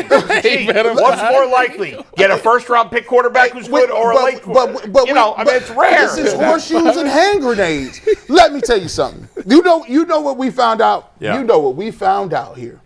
And this is what happens to people in these playoffs. Yeah. We found out, Dustin said it, he hit on it earlier. Yeah. The NFL is difficult. It's tough. You can have Josh Allen. You can have Joe Burrow. You can have Lamar Jackson. But you know what you need? You need luck. You need health. You need offensive linemen. You need defensive guys. You need receivers. I can go by. Hold on. The big three, the big four. Yeah. Patrick Mahomes is at home this year. Joe Burrow didn't even make the playoffs. Lamar Jackson didn't make the playoffs. Josh Allen lost to a team that, if you look at it, they were supposed to run through everybody. Yeah. But guess what? It didn't happen because football is difficult and you need people to do stuff. Last year, G, Mahomes. did you say yes or no you'd make the trade, though? Yes, you would? Of Or course no, he you would. I'm just trying to make sure. What, for a 20, you just asked dancing me. around the question. No, I want ain't no yes or no. dancing. Would I trade a high second round pick for C.J. Stroud? Of course. Not high second-round No, pick. the number 6 pick. 6th pick. Yes. This is wild work, bro. It's wild work. By the way. We need a yes or no. By the way. G. for Still waiting all- for a yes or no. Garrett. Look, hold on. Yeah, yes or no? Would I trade the 6th pick for a dude who has been to the playoffs 3 times? And yes, I would trade. Like, this is wild. We finally got an answer. No. This is blasphemous. 7 minutes and you finally gave us a yes? No, I told you how wild it was to even start with. Blame Darryl. We don't weren't blame sure Mike. which way was wild, like the idea, or they wouldn't do it. The idea, the picks, and the ridiculousness of it. It is ridiculous. Well, let me we ask got you, there eventually. You just people love when they want to like say let's get a late round quarterback to bring up the exceptions to the rule. Because most of the we best could get Brock quarterbacks- Purdy, Adam. Exactly. Tom Right. Brady. By the way, you mentioned all the quarterbacks that are not in, but you know what the 4 quarterbacks remaining have in common? And I'll include Bo Nix, even though he's hurt. They were all drafted in the top 12 of the draft. Yeah. Okay, All right. that works out. And we're going to see Drake May in the Super Bowl, who was the second pick in the draft, third. And then we're going to see either Matthew Stafford, who was the first Or pick, Darnold, who's the third pick. or Darnold, who was the third pick. Okay, and Darnold just now got good. Yeah, I hear you. And again, you're going to be better off betting on the rule than the exception. Do you believe Sam Darnold's going to go to the Super Bowl I before don't think Lamar? you think he's going to the Super Bowl? Okay, whatever. Yeah, he's in the championship Let's assume game. he goes to the Super Bowl. Okay. He would have been to the Super Bowl before Josh Allen, Yeah. before Lamar Jackson, And you ain't- before Baker Mayfield. And you ain't guaranteed. Yeah, and the point, Same draft class. The point is, you're not guaranteed. Oh, you got one of them. Cool. You got a great quarterback. Yeah. But we watched during these games. C.J. Stroud, he's a good quarterback. He's terrible. Fumbled the bag. Josh Allen, good quarterback. Fumbled the bag. Terrible. Would that make hold on, pause for a second on Sam Darnold. Sam Yeah. Darnold go to the Super Bowl and win. Would that make him the best quarterback out of that class? No. No, but Just wondering, I was curious. it certainly gives him a leg up right now. No. Football is a team sport. Sam Darnold is a product of. You see the way his defense play? Yeah. He's a But here's the product thing. of everything. In the end, you guys know this. It's going to be a Patriots-Rams Super Bowl. We all know that that's what's happening. I don't know that. And rematch, we're talking actually. about Matthew Stafford, a great quarterback, Drake May, an up-and-coming, really young. The Patriots, if you include the regular season, and I'm going to disparage them, it's unfair, but I'm going to do it anyway, have had the easiest schedule to the Super Bowl in the history of the sport. The Patriots? Yes, the history of the sport. Wasn't they They're 3-14 This is a last year? joke. Can we? The Bills. They're playing the- Jarrett Stidham. I mean, come on. The Broncos have no chance. I wouldn't- Zero. I wouldn't. Nick Foles says otherwise. Yeah, good. Again, the exception, not the rule. Again, this is Yeah. You think Jarrett there's Stidham's a gonna reason, win? but to be fair, there's a reason. The spread's only 5.5. Odds makers are high. Okay, then why? So you lay the points. The bull doesn't bet anymore. Yes. But you would. Your bet advice is to take the Patriots Yes. and lay the points. Yes. when I watch these games, I watch these games, and it shows you just how difficult or unpredictable this stuff is. It's the playoffs. One second, Caleb Williams is running backwards and throws one of the craziest passes we've ever seen, and then he comes back and throws an interception, and the game's over. Like, guys. DJ Moore. Was The pick wasn't his fault though. Yeah. DJ Moore gave up on that route. Hey, he gave up on the route. Hey, that's why you need good receivers. They have good receivers. Blew it. They blew it. Yeah. So it's very difficult to come out here and say, okay, I got this guy, so I'm in there. No, think about all the coaches that got fired and they had quarterbacks. Harbaugh had a quarterback. McDermott had a quarterback. Yes. and they still got fired. Nobody's saying you only need a quarterback, but you have to have a quarterback. So yes, The rest of the stuff doesn't matter if you don't have a quarterback, No. in my opinion. you have have a to. No dominant- team wins a Super Bowl with a bad quarterback But- anymore. but- It doesn't happen. You can't win I with it. know some people that'll tell you otherwise. Oh, yeah, who? The Seattle Seahawks. Oh, stop it. They would tell you otherwise. I mean, You want to debate how good he is? Fine. I He mean- bad. He I wasn't mean, bad. here's- He's here's- bad now. I'm just I telling believe. you. Here's what I'm saying. I believe that you can win a Super Bowl with a top 15 quarterback. Sure, but not below that. And who's the last quarterback? Russell that Wilson. That won? He was top 15. Come on, I'm Tyvis. just telling you It's what top- I'm telling you what they told me. But here's Yeah. the thing. Because if you go back and look at those stats, you gonna be like, top 15, and then plus you gotta take in But consideration. the lower you are, the more you need around you. But when you What get do you think about Jalen Hurts? Jalen Hurts, I think he's back end of top 10. Or at least, this year he really was. He was. At that time, before last this year, season, he was like playing top well before. six. This year he did not have a good Yeah. year. But that's the thing. You got to assume that every quarterback is not going to have a premium year. You're going to be up and down some years. You're going to be, hey, I was great last year, but maybe you don't have a great year. then that's Right, not but a great let me ask you this. When's the last time a team won a Super Bowl without getting great quarterback play, at least in the playoffs? Even if it was Seattle Seahawks. I'm trying to tell you. You are a hater. Why do you Go hate him so look it much? up. Hold on. Peyton There's been a Manning. more recent one. Peyton Manning didn't play Yeah. well. Yeah, Peyton Manning, the That was a while ago. now. Russell did Wilson not play well in that Russell postseason. Wilson didn't necessarily play hurt. that well. Remember, he Sorry. threw 50 touchdowns. Russell and he didn't Wilson even play at played the well. end of the year. Come on now. Go look it up. I said that. And Bull, what you they said? ran the ball a What lot. you said is exactly what I felt until they said, Richard "Go Sherman, look it your up." boy Richard Sherman's And a hater. I looked He's at a them, hater. I looked at them stats and I'm like, So yeah, you ain't So wrong. you look at It's some of kinda these out, teams. They don't like him because he's corny. Okay. Caleb Williams was not a top. I like Caleb He wasn't no top 15 quarterback last year. No. Last But year, guess no. what they did this year? You know what they did? He improved. He's a second-year player. No. They greatly improved around him. Offensive line. Offensive line greatly improved. Running game greatly improved. He also played a lot better. Well, Come on. You look at his numbers. Take a look at his numbers from coach 2024 to kinda made that. 2025. Coach kinda matters, too. The numbers The are offensive comparable. line and the coach They made a huge and the difference. coach, they did a great job Right, of but putting the second things half, around him. I agree, but the second half of the And he year, got a great quarterback coach. Shout out to Joe Thomas Barrett the fourth. second half of the year, he played Go much Bucks. better. He played great. I think again, we inflate when quarterbacks play well.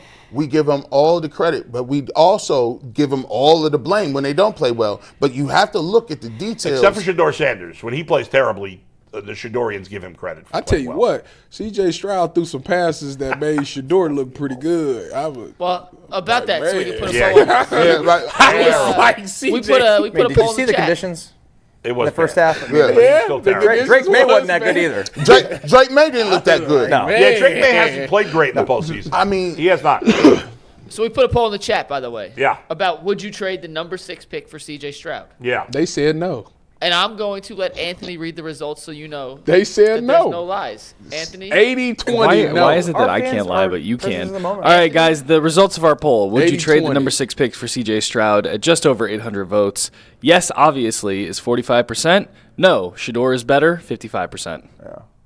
The poll said no, Shedeur is better. 55%, yes. No trading for C.J. is the answer. You from said our chat. audience is getting smarter. Hey, man, they see potential in Shedeur. 55% of our audience said he's better than C.J. Stroud.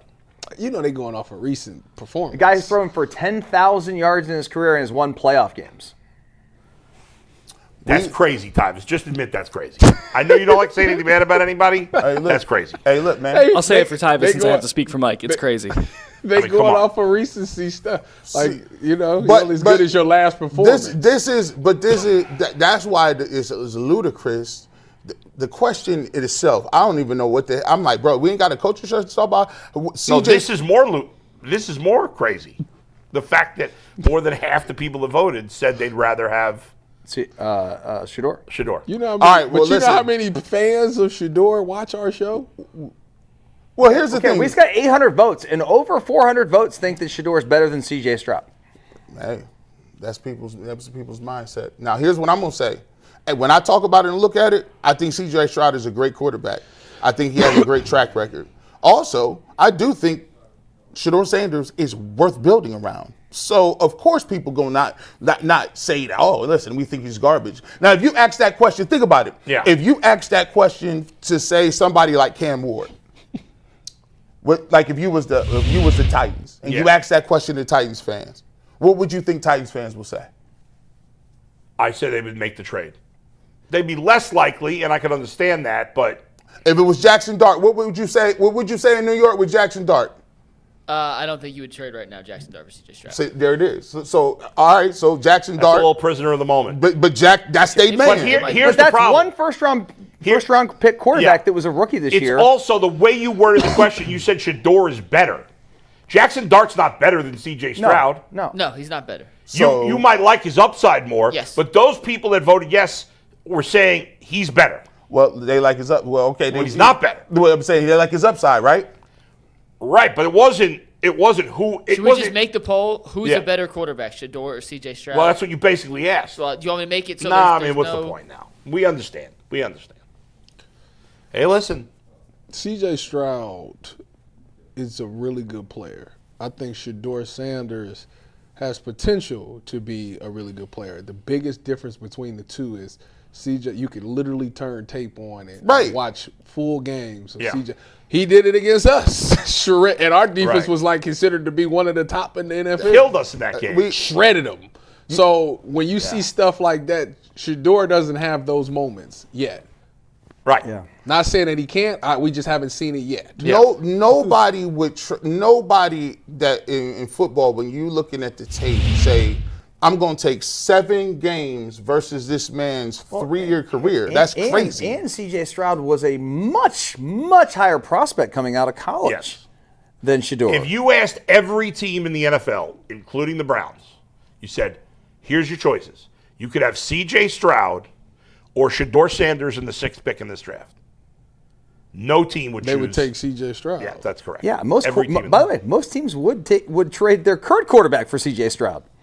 Probably 18 to 20 teams. Yeah, like that's just a That's a most. no-brainer. Just most, the majority would. Yes. But here's the thing: Everybody just think about this last performance. Yeah. And that's where it's like, oh yeah, he's terrible. They were playing in sleet, and it was like a hurricane with sleet. Hey, and then but you get Shedorians and say, "Hey, man, it was a nasty game. He threw for 360 in a nasty game. It was win." Cool. Did they do it in the playoffs? Hey, that's the That was difference. against the Titans. That's difference. That's levels to it, right? There's definitely levels. But here's what we always say. Yeah. Any quarterback, right? We look at these numbers. I was looking it up. I said, listen, people in Philadelphia don't like Jalen Hurts. People running around talk about Lamar Jackson is washed. People talk about No Ravens fan is saying That's that. a lie. No. I got a homeboy that's a Ravens fan, he's a and he dumbass. said he want to move on from Lamar Jackson. Cats is out Take him here here. tripping. Can we trade the He 6th pick for said- Lamar Jackson? You said My boy Chris said Cats he are will tripping. move You're right. on from Lamar Jackson when it today. comes to quarterback that should be a conversation, new show. Cats are tripping. Cats I is like tripping, that. bro. Like people is literally when Joe Burrow got hurt a couple times. Oh, I'm like, bro, man. Yeah. You come on, fellas. Like, is everybody super washed and super garbage? Like, No, there's gray area, and the thing that's crazy to me is that everyone feels like these quarterbacks like have to be the MVP every week. every week. Yeah. Like these, do you understand that Joe Burrow and Allen and Mahomes and they don't throw for 303 touchdowns every week and no picks. It just doesn't happen. When I just don't like when people's leaning on every throw. They be like, oh, he missed a guy. Yeah. No, you know what? Look, the reality is no one here can say for sure that Shedeur Sanders is not going to become a better pro than C.J. Stroud one day. Sure, It might it's happen. possible. It's certainly possible. It is possible. But there's nothing you can say right now today to definitively back it up to say that he's better now. No, You it's can't- impossible. You sound silly. Yeah. You can't do that. Why, how would I? You asking me if I knew that, I would go get lottery tickets and Yes. I wouldn't be working nowhere. Like if you can look You're at like Marty 7 McFly games, out here, man. if you can look at 7 games, you'd be like, ooh, greatest of all time. You can't. I can't say that, bro. Yeah.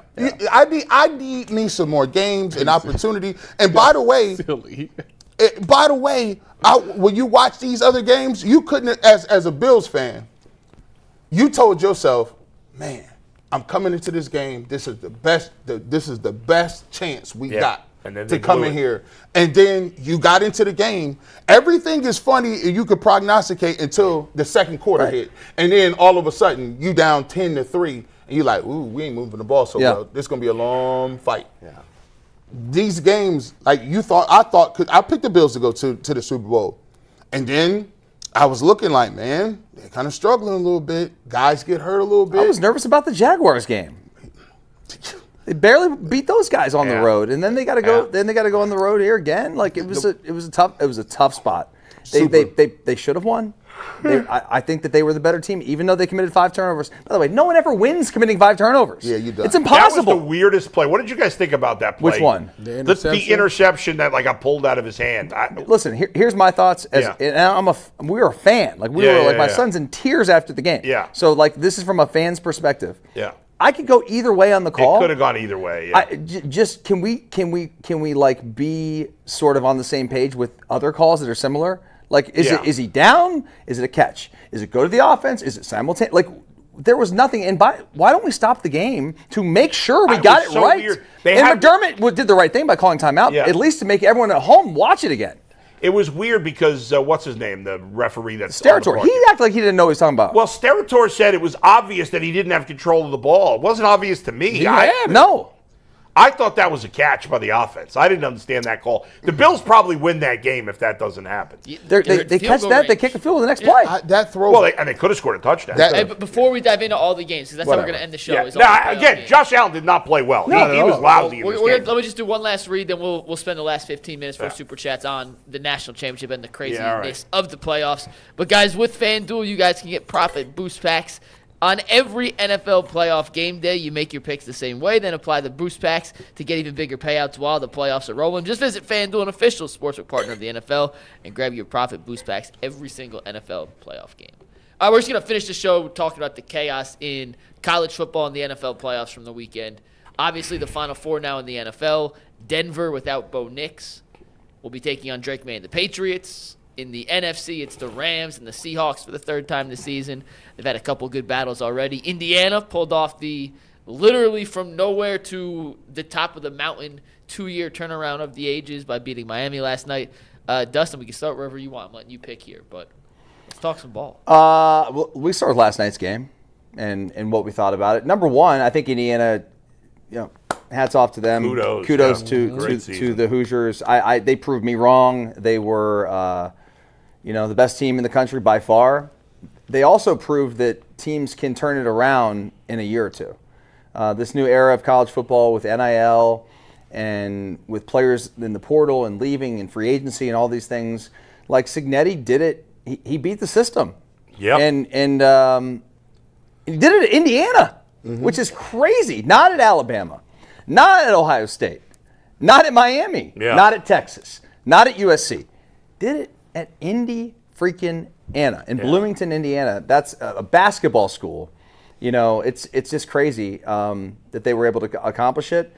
By the way, that's 3 years in a row the Big Ten's won the national championship. Just saying. Yeah, sure. So for all the SEC honks out there and these other conferences, I mean, it was impressive. And I will say this: last night, Mendoza on the 4th and 5, the touchdown run was one of the greatest individual efforts I've ever seen a college football player make, and it just showed why he won the Heisman and why that guy is probably going to prove me wrong in the NFL. Yeah, it was crazy. I was sitting there screaming at my TV. My wife's sitting there. I'm like, here comes the draw. Here it comes. They got 4 receivers on the field. Look at this light box. She was like, stop talking. And they ran the draw, and I'm like, all right. He made one move, and then when he made the second effort move, I was like, oh, it's a wrap. Y'all done out here. The spin in the end spin, zone. I say it's done. Pour the Kool-Aid on him, it's done. Dunsky. And then Carson Beck turned into Carson Beck at the end of the game. I was like, man, he was looking consistent, was driving down the field, and then he gets fooled. I was like, what are you looking at? He gets fooled like this. Obviously, the corner is in like trail technique. He got help over the top, and but I'll give it to Indiana, man. Like, this the new era. This the new wave. Like nowadays, you don't need no 18, 19-year-old kids. Because guess what? They're probably going to transfer you on anyway. So other people about to reap the benefits of them being there. They're going to get all your coaching, soak up all your knowledge, and then they're going to go somewhere else, get a bigger bag, and then turn themselves into better football players. Get you some dudes. Go get you some MAC dudes. It's JUCO dudes. It's Division 2, 3 dudes that's showing up. And them kids is progressing, getting better, and then they snatch them and put them in. Like this dude Pons, right, for Indiana. I remember him because I covered him when he was at James Madison with Cignetti. And I'm like, okay, this guy was at James Madison. Okay, now he's locking down these cats all over the country. Easy. It doesn't matter. It's like, wow, maybe Cignetti's onto something with going after the best 3 stars. Maybe not the best 4 stars, but some of those guys that they come from hardworking family. Yep. Maybe their dads are coaches. They know what it's like to be in a winning culture. Like 2 years of lifting, 2 years of the program, 2 years of school. And then now they get an opportunity to go. How many guys back in the day when you were playing, when you would play a MAC school or some of these other teams, one of the things that would always happen was you used to always say always wanted to go to Ohio State. Yeah. So they play their tails off against Ohio State. And they eventually get blown out, but they make a little noise for themselves. Now, those kids that got a little overlooked, maybe they fell through recruiting, maybe they were playing the wrong position in high school. Now those guys is getting shots at these schools, especially the offensive line. I mean, it's grown men up there. They got the average. And they're going to be scary next year because now Cignetti's got even more confidence to go into these kids' houses who want all this money and haven't proved squat, and he'll say, see you later. Who's he going to get as a quarterback? They got the one dude from TCU. Oh, Hoover, right? Yeah, Josh Hoover. They got the number 6 transfer portal class this past That's year. way more. It used to be about your recruiting class. Now it's only about the portal They got the class. number 34 recruiting class. Yeah, like who cares about the recruiting class? It doesn't matter. Those guys may not be there in 4 years. Yeah, right. Yeah, because G is 100% right. Yeah. Like, you go to Ohio State, just dealt with it. Like, you go there, you're going to be the Ohio back State just lost a bunch of guys. They lost didn't 30 people in the transfer portal. Wow. Yeah, because what happening? happens is They decided you went to Ohio State. Well, one, the backups is like, they're not paying anymore. Yeah, I need a bag. Yeah. See you later. They like, go get it. no, we're not. No, I like it. I actually think all of this, even though it's frustrating to some people, I think it's better for the sport. It spreads out the talent more. it does. Nobody wants to It does. sit and be a backup. But the recipe for winning a championship, even if you look at this the past 3 years, Yeah. when the Wolverines won it, they had a bunch of 5th and 6th year guys. Right, Ohio right, State right. brought back a bunch of guys for their 5th year. This Indiana team got a bunch of 5th and 6th year guys. Like, that is just the recipe. They get grown men that's like 23, 24 that probably should have left college a year ago, and they just brought them back for another year. They had dudes that was like 25 years That's old. what I'm saying. Like, that's just the new thing to do. So, Guys. like, the 18-year-old, unless you Jeremiah Smith or Malachi Tony coming in, like, we not really playing. don't really need you like that. Let me give you some cool stats that a friend of mine sent me. 0 5-stars on Indiana's team. Well, not about the no. Here's some cool stats about Indiana. First team to go 16-0 since 1894. Yeah. First-time champion since 1996. Entered the year with 715 losses, the losingest college program in NCAA football history. More losses, than any other team. Started the year ranked number 20, second lowest ranked champ since 1990. Last bowl win, 1991. Last bowl win versus a ranked opponent, 1979. Mendoza was ranked as the 2,149th high school prospect. And there you go. It's amazing what they did. Quite an accomplishment. First Adidas schools to win the championship since Tennessee in 1998. I didn't know that. First Adidas versus Adidas matchup. I don't even know how to. Them Adidas, that's kind of crazy too. And Miami used to be Nike. This was Adidas versus Adidas. And you know how long Adidas trying to make a comeback. Do you know, I was sitting there thinking, and I was watching them, now that I done seen about, because we'd be doing the cut-ups, and we was going over, we went over Elijah Surratt to trying to figure out, what was going on with receiver. You seen him last night? Yeah. He looked terrible. He looked like he was getting He got locked strapped up. and dropping the ball. I was watching Indiana's offense, and I said, man, they perfected 3 plays. They're gonna run this RPO, and the fact that they're gonna get 4 yards or 5 yards on first down if you don't commit to the run is just devastating in college, because now everything else can work off that. And then if they get in 3rd and long, which is very rare, they're just gonna throw back shoulder fades. They're the best at back shoulder. Mendoza throws that Becker beautifully. and Surratt. It's every time. Killing them on They're back gonna shoulder. throw back shoulder fades, and if you can't stop the run on the RPO, like they milk the clock, and it's just like, dude, you can actually see Miami being like, this is so frustrating because the back shoulder fade is coming. You know what? At all times. I was sitting here all day this morning contemplating whether or not Fernando Mendoza is going to be good in the NFL. I just said it. I think last night proved to me that he's going to be good. I wanted no idea. There's something about him that I'm just like, he just looks like a dork. And that's not fair. But it's Did you see not, the- did you see the the dude's tweet a I sent you baller, this man. morning? it's not that. Yeah, that like, what I like about him is that he only cares about football. Yes. Like, he literally dedicates his life to football. No, I want to play. I want that And guy I to be my like quarterback. that. And then I started I like- because I said I think he gonna be a bust. And then I started thinking about it. And I'm like, if you look at just the quarterbacks, like some of the top guys, because he doesn't have like what they say elite traits.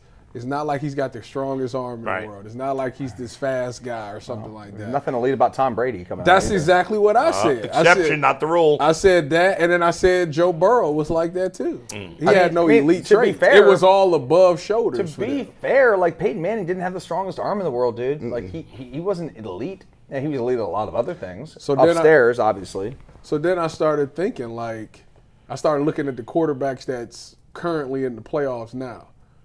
Because I'm like, maybe accuracy is maybe more, because he is very accurate. Like, maybe I could say that. And I started thinking about what was Drake May's best thing? What made him so special to why he went third? I don't know. What was it? I don't know.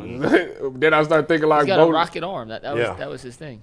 By the way, good tweet that Mike sent us this morning. I don't know if you guys saw it. From Saint Zoe. I don't know who the hell that guy is or woman is, but Fernando Mendoza looks like he makes his animal crackers fight each other before he eats them. It's kind of wild. It's wild work. By the way, his That's really. So I landed on this. Yeah. I didn't finish my Yeah. thought. Yeah. So I landed on this. I Yeah. feel like the reason that Mendoza is going to be a bust A bust? is because he's going to Vegas. Would you say that if he was going to the Browns? Yeah. If he went to like the Colts or something like that, Yeah, I feel like he'd be good. think- but I feel like due to the fact that the Raiders don't have much and they don't have a line and all that, it's gonna make him look bad. I mean, they do have Because they have a great tight end and a great running back. The thing is, he's gonna be. Somebody explained he'll be a bust because he was the first pick of the draft. I think So the expectation is through the roof. I think the offense that he ran is just very difficult to stop in college. And if he was going to be successful, which you can do this, I think teams have to do a really good job of making it about what the quarterback is and his skill set, and really investing in being like, okay, this is what he was really good at. How can we involve? And Tom Brady was at the game. I think the owner for the Raiders was at the game. He's obviously going to be the number one pick. The thing that I like about him and the thing that I think you can't underestimate is you can lead in different ways. When people rally around you and when you can make people believe no matter how you are, maybe if you're a little cheesy, maybe if you're corny, maybe if you overly Unless you're around Richard Sherman. brash, maybe you a little loud or flashy, or you bold. Leadership styles can differ, and I think the thing that we have with him is, whether you understand it or not, he obviously gets the buy-in from his team and his coach, and they play hard. And so to me, I think that's one of his strongest suits. Like, you may come off, I think a lot of people may go into it when he is a quarterback and thinking that it's a certain way and be like, I don't know, is this an act or something? Yeah. But when they get to know him, Right. they say, He's legit. I get it now. I get it. So, I see what Tyvis, they see. if the Browns were picking first overall, you wouldn't take him? If you were the Browns? No, I mean, yeah, they would. Yeah, I'm more so like I'm more on what Sean King said. Like I think you got bigger fish to fry, so I would probably trade the pick because you probably get a lot for it. If you had the first overall pick and you were the Browns. I think I would trade it because I need bigger stuff, and I don't know. What's bigger than a quarterback? I don't know. Is he gonna make that much of a difference if the team around him is good? I don't think they would do that. I think if they had the first overall pick, they'd be drafting him. They probably would. Yeah. You asked me what would I be doing? There's no way after that performance last night he doesn't go number one. No. I There's no agree. chance. Yeah, But I would trade Even though what you I do would in trade the college pick. doesn't always translate. Often it doesn't. No, but I would think tra- the I sample size is personally would pretty trade the darn pick. big for that guy to do it at Indiana. And dude, look who he did it against. Against this Hurricanes defense that's like all-time good, right? Ohio State all-time good defense. You beat, what did they beat before this? Oregon?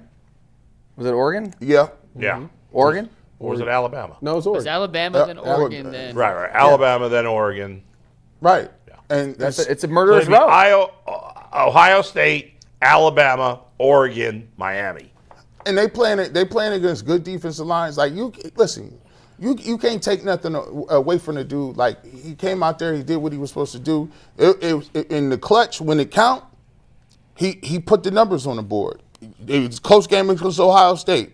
Close game last night against Miami. But see, even as great as y'all say he played yesterday, he threw 0 touchdowns, 0 picks. He ran a touchdown in, but he had -7 yards rushing. He's not. By the way, he's not. Well, look at him for rushing yards. He's not a perfect prospect. He's like, listen, he's not a like. I mean, it's one of those deals where like, I don't need to look at the box score to know that he played well. So you like the eye test. So that's like Shedeur Sanders. What do you mean? Because a lot of people look at Shedeur Sanders and say, well, the box score don't match what you see on the field. I don't know. I mean, this guy won 16 games. I mean, I agree with you. I'm just saying. We'd be like, well, we always throw up the stats like Shedeur is not good because look at what the stats say. But then people watch the game and be like, you know what? It looked better than what the stats say. Now, what was his stat line? Mendoza's. He was like 186 yards and a rushing touchdown. What was his? What was the thing? What was it? 16 for 27. 16 for what? 27. See, now this is how I can keep it real. Let me talk to you real quick. We got super chats after Let me this. talk to you. Let me tell you how I keep it real. Let me just keep it real with you. Now, look, I can sit up here and say, look, I think he showed something. I think when it counted, he got it done. He did his thing. If that was Shedeur Sanders, people would be like, he's not good. With that stat line. Keep it a real, boo. Keep it a buck. It's not fair. Keep it a buck. But in the same thing, the people that support Shedeur, Like me? like you, Why are we even but comparing maybe not Shedeur you to this guy? specifically. No, we just talking We'll about say- just the stat. This is Never stat say part. anything bad about him when he plays But I'm just saying, I'm talking about the stats. I feel like that's all we do is say what people would say if somebody else did this. None of that matters. I'm just saying, they said it. I seen this stat. Like, we talk about stats. If Mendoza didn't play some amazing. if he had them stats, people would be like, "Oh, listen, this dude." No, if they would have won, if he would have been if he won a quarterback in Indiana, they would have been championship. 16-0, and he was the quarterback. Nobody's bad mouthing him. That's silly. Come on. We got super chats to about wrap We gotta up get the today's super show. chat. I'm just Let's talking get about the super stat, not the The wins. stats. The stats. Just the stats. Matt Chapman says, Tyvis, as a fellow Bearcat, nothing was worse than when we had to go to school and Chanel was off. Yeah. Channel was off. I'm not sure. Chanel. Yeah, well, He Chanel said- closed, Chanel, so. St. Peter Chanel. Yeah, they was literally school was- right across the street from Bedford. Oh, they'd be off and you'd be Gotcha. on. Yeah, that'd be terrible. You were a Bearcat? Yes, I was. Look at you as a That was Bearcat. terrible. And what was Chanel? The Bobcats? No, they were like the Firebirds. They're red, right? What the hell's a Firebird? I don't know. Oh, it was like What- a phoenix Fire. of some kind. Yeah, You ain't seen Hunger red. Games? We You were were green. green. We were green. We had a They good, were Trinity's rivals, so I you know had what a my bunch team of their was? stuff. Sharks. That's Thanks, kind man. of that's a nasty. You like that? nasty- You don't like So that? Sheepshead Bay Sharks. Run around with the G, shark. this next one's for you. Lohai says, I had the same thing as G. I was one of 5 white kids in Collarwood. I tried to get weaves. Brush, grease, but sadly it wasn't going, so I became White Spike, nickname for the hair. In high school, became Steve Nash. He was one of the 5 kids in Collinwood. 5 white kids. That tracks. Listen, yo, that's crazy. I bet you. Yeah, listen, he had all the funny. cookout. He It's said so he funny tried to to me. get weed. Yeah, he tried to get them. What, he tried to braid his hair or something? White Iverson. What about your school, Tyvis? We what was your- predominantly black, but we had we had some white people in there. like 5 or like 50? I would say in my high school, we probably had like 30, maybe 20, 25, 30. Dustin, how about you? Was your school all white? No, our school was a total melting pot. Yeah, so was mine. That's what I'm used to. Total. But yours was not a melting pot. It was probably just white kids and black kids. No, you had Latin kids? all kinds of kids. Yeah. We had in my high school. We had white kids. We had a lot of white kids. We had a lot of black kids. We had a lot of Puerto Rican kids. We had a lot of Chinese kids. Like we had everything. My high school is the largest high school in Stark County, bigger than his high school. Yeah. So we have kids from like rich Different part yeah. of town. Yeah. The projects and everything in between. Yeah, my high school, the projects were across the street. And then I actually didn't go to the high school I was supposed to. I went to a different high school, but it was a real mix. Yeah, I don't know. It's We had no It's issue. crazy If you because look Bedford used to be like predominantly white, and then like by the time I got there, it was predominantly I black. mean, people don't like. I think it's kind of funny, like, 'cause you would think that you look at these schools and the demographics. Like, if you get 5 or 6 black people together, like that's a majority. What do you mean? Because we just overtake stuff. We be loud. We just like you gonna know. We got loud clothes on. We got jewelry on. We talk loud. We in here. We like you give us 5, 6 people are out talking me? Well, if I don't know about that. 5, 6 black New Yorkers. Against just me? All right. They're going crazy. Yeah. All right, next super chat. Jay Earl says, "Let Duffy speak." # Delmonicos, baby. Thank you. Duffy, shout out to you, Duffy. DB Dog says, "I hate when Bull makes statements like he can't and couldn't win with X quarterback. Coaches can't control players not executing. McDermott had nothing to do with Allen's 5 turnovers." Brody's bottom line Nothing? says, "I told you Buffalo wasn't going to win the Super Bowl, and Bull and Jay said I was a fool." Yeah, you owe an apology. You asked We for say he was a fool, but that's baloney. What they say? I don't believe that. you sequestered an apology for Jason. I thought the Bills were going to win the Super Bowl. I certainly didn't think anybody else winning the Super Bowl was crazy. I would not have called the guy a fool for just saying the Bills would win the Super Bowl. No. I can't remember everything I said, but I can't imagine I said that. I can't. Why would I say that? It was wide open. I mean, I think if I remember the super chat, and we've met Brody. Brody's a Yeah. good dude. I think he was probably saying- said something else. No, I think he said they're not going to win, and you guys were saying they certainly could win. Okay, so So I wouldn't call him an idiot for saying they're not going to win. The Bills weren't an obvious choice this did you year. say he was out of pocket? I don't think so. Next one, Shaq with no job says, "How in the world did Stefanski get Callahan in Atlanta but couldn't get him back in Cleveland? They might win that division." Seemed like they didn't. Because Front office Callahan probably was didn't in want- Tennessee. Yeah. He just lost his job this year. He had a relationship They were with going him. to bring him in the middle of the season. We got a relationship with him, dog. I think also, I hope what I read was right. I think AVP and Callahan were super tight. Yeah, I think Callahan that was would make mad some about the sense. Alex Van Pelt situation. Yeah. And that was above Stefanski's Yeah, I don't think pay grade. Stefanski wanted to let Van Pelt go. He absolutely did not. It was forced on him. Yeah. Now, he should have stood up to it. Yeah. But he did. But he was. He probably forced on regrets him. that, I'm Yeah. sure. Brody says the only reason Atlanta will win a playoff game with Kevin is if Kevin's in his basement with COVID again. Man, Shaq please with don't no have COVID brick no more. says it's better to be the coach for the Browns because if you win, you automatically become a Hall of Famer. If you win in Pittsburgh, it doesn't move the needle. That is true. That's absurd. Hey, if you win a Super Bowl in Cleveland, you automatically you get don't 10 understand. life points. There is no coach 10. choosing the Browns over the Steelers. I say if you do if they win a Super Bowl, You don't they're, get. they're If you Hall win of the Famer. Super Bowl, you're an automatic Hall of Famer. No, Automatically. Automatically. That's not true. They're going in. No. Yeah. Mm-hmm. No.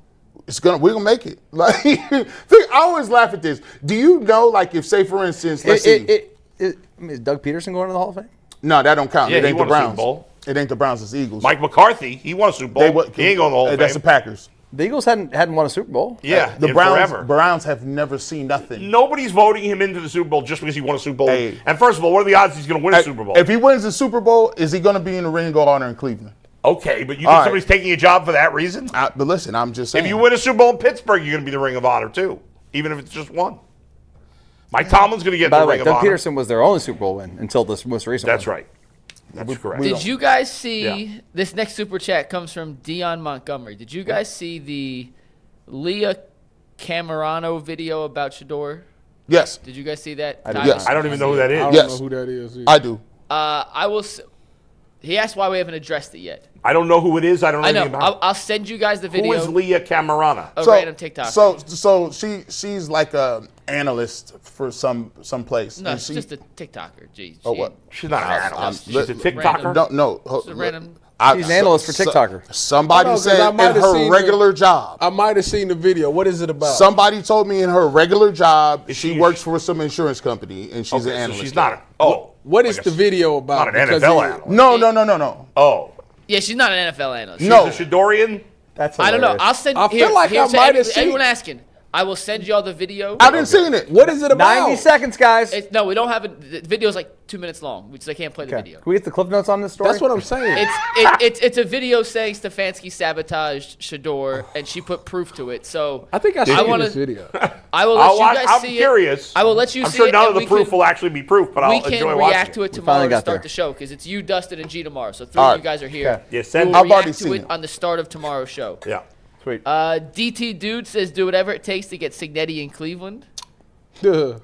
That'd be nice. That ain't happening. It's not happening, but he just. What is his deal? He just sound like a 93 mil for 11 years. And he's probably going to get a raise now. He said he should retire, but he needs the money. And Shaq with no brick That's what he said after he won. I would trade for Malik Willis before I trade for CJ Stroud. That's wild work. That's crazy. Malik Willis will be going. Malik Willis will probably go to Miami. That's wild. He could. He probably with will. Halfley. With half. Yeah, maybe. I don't know. I'm not a Malik Willis I believer. don't understand the Malik He Willis played like game. two good games. Yeah. Yeah, but this coach has been with him every single day. Fine. I mean, you need a quarterback. Okay. Shout but out to like- Matt Flynn. I'm not saying he's going to be any But good. they I think can't- he's going to end up with the guy that knows him. Right. Yeah. Can they afford to pay him? How is he How much you getting gonna a have to bag? pay him? Tua's still on the dang roster. What's that? Ain't Tua still getting paid? Yeah. Yeah. They can still finagle that? I mean, how much do you think he's going to get paid? Malik Willis is a backup. He's Wait, Dan Orlovsky talking 20 We'll see you in overtime. He'll get 10. Jeez. Peace. Malik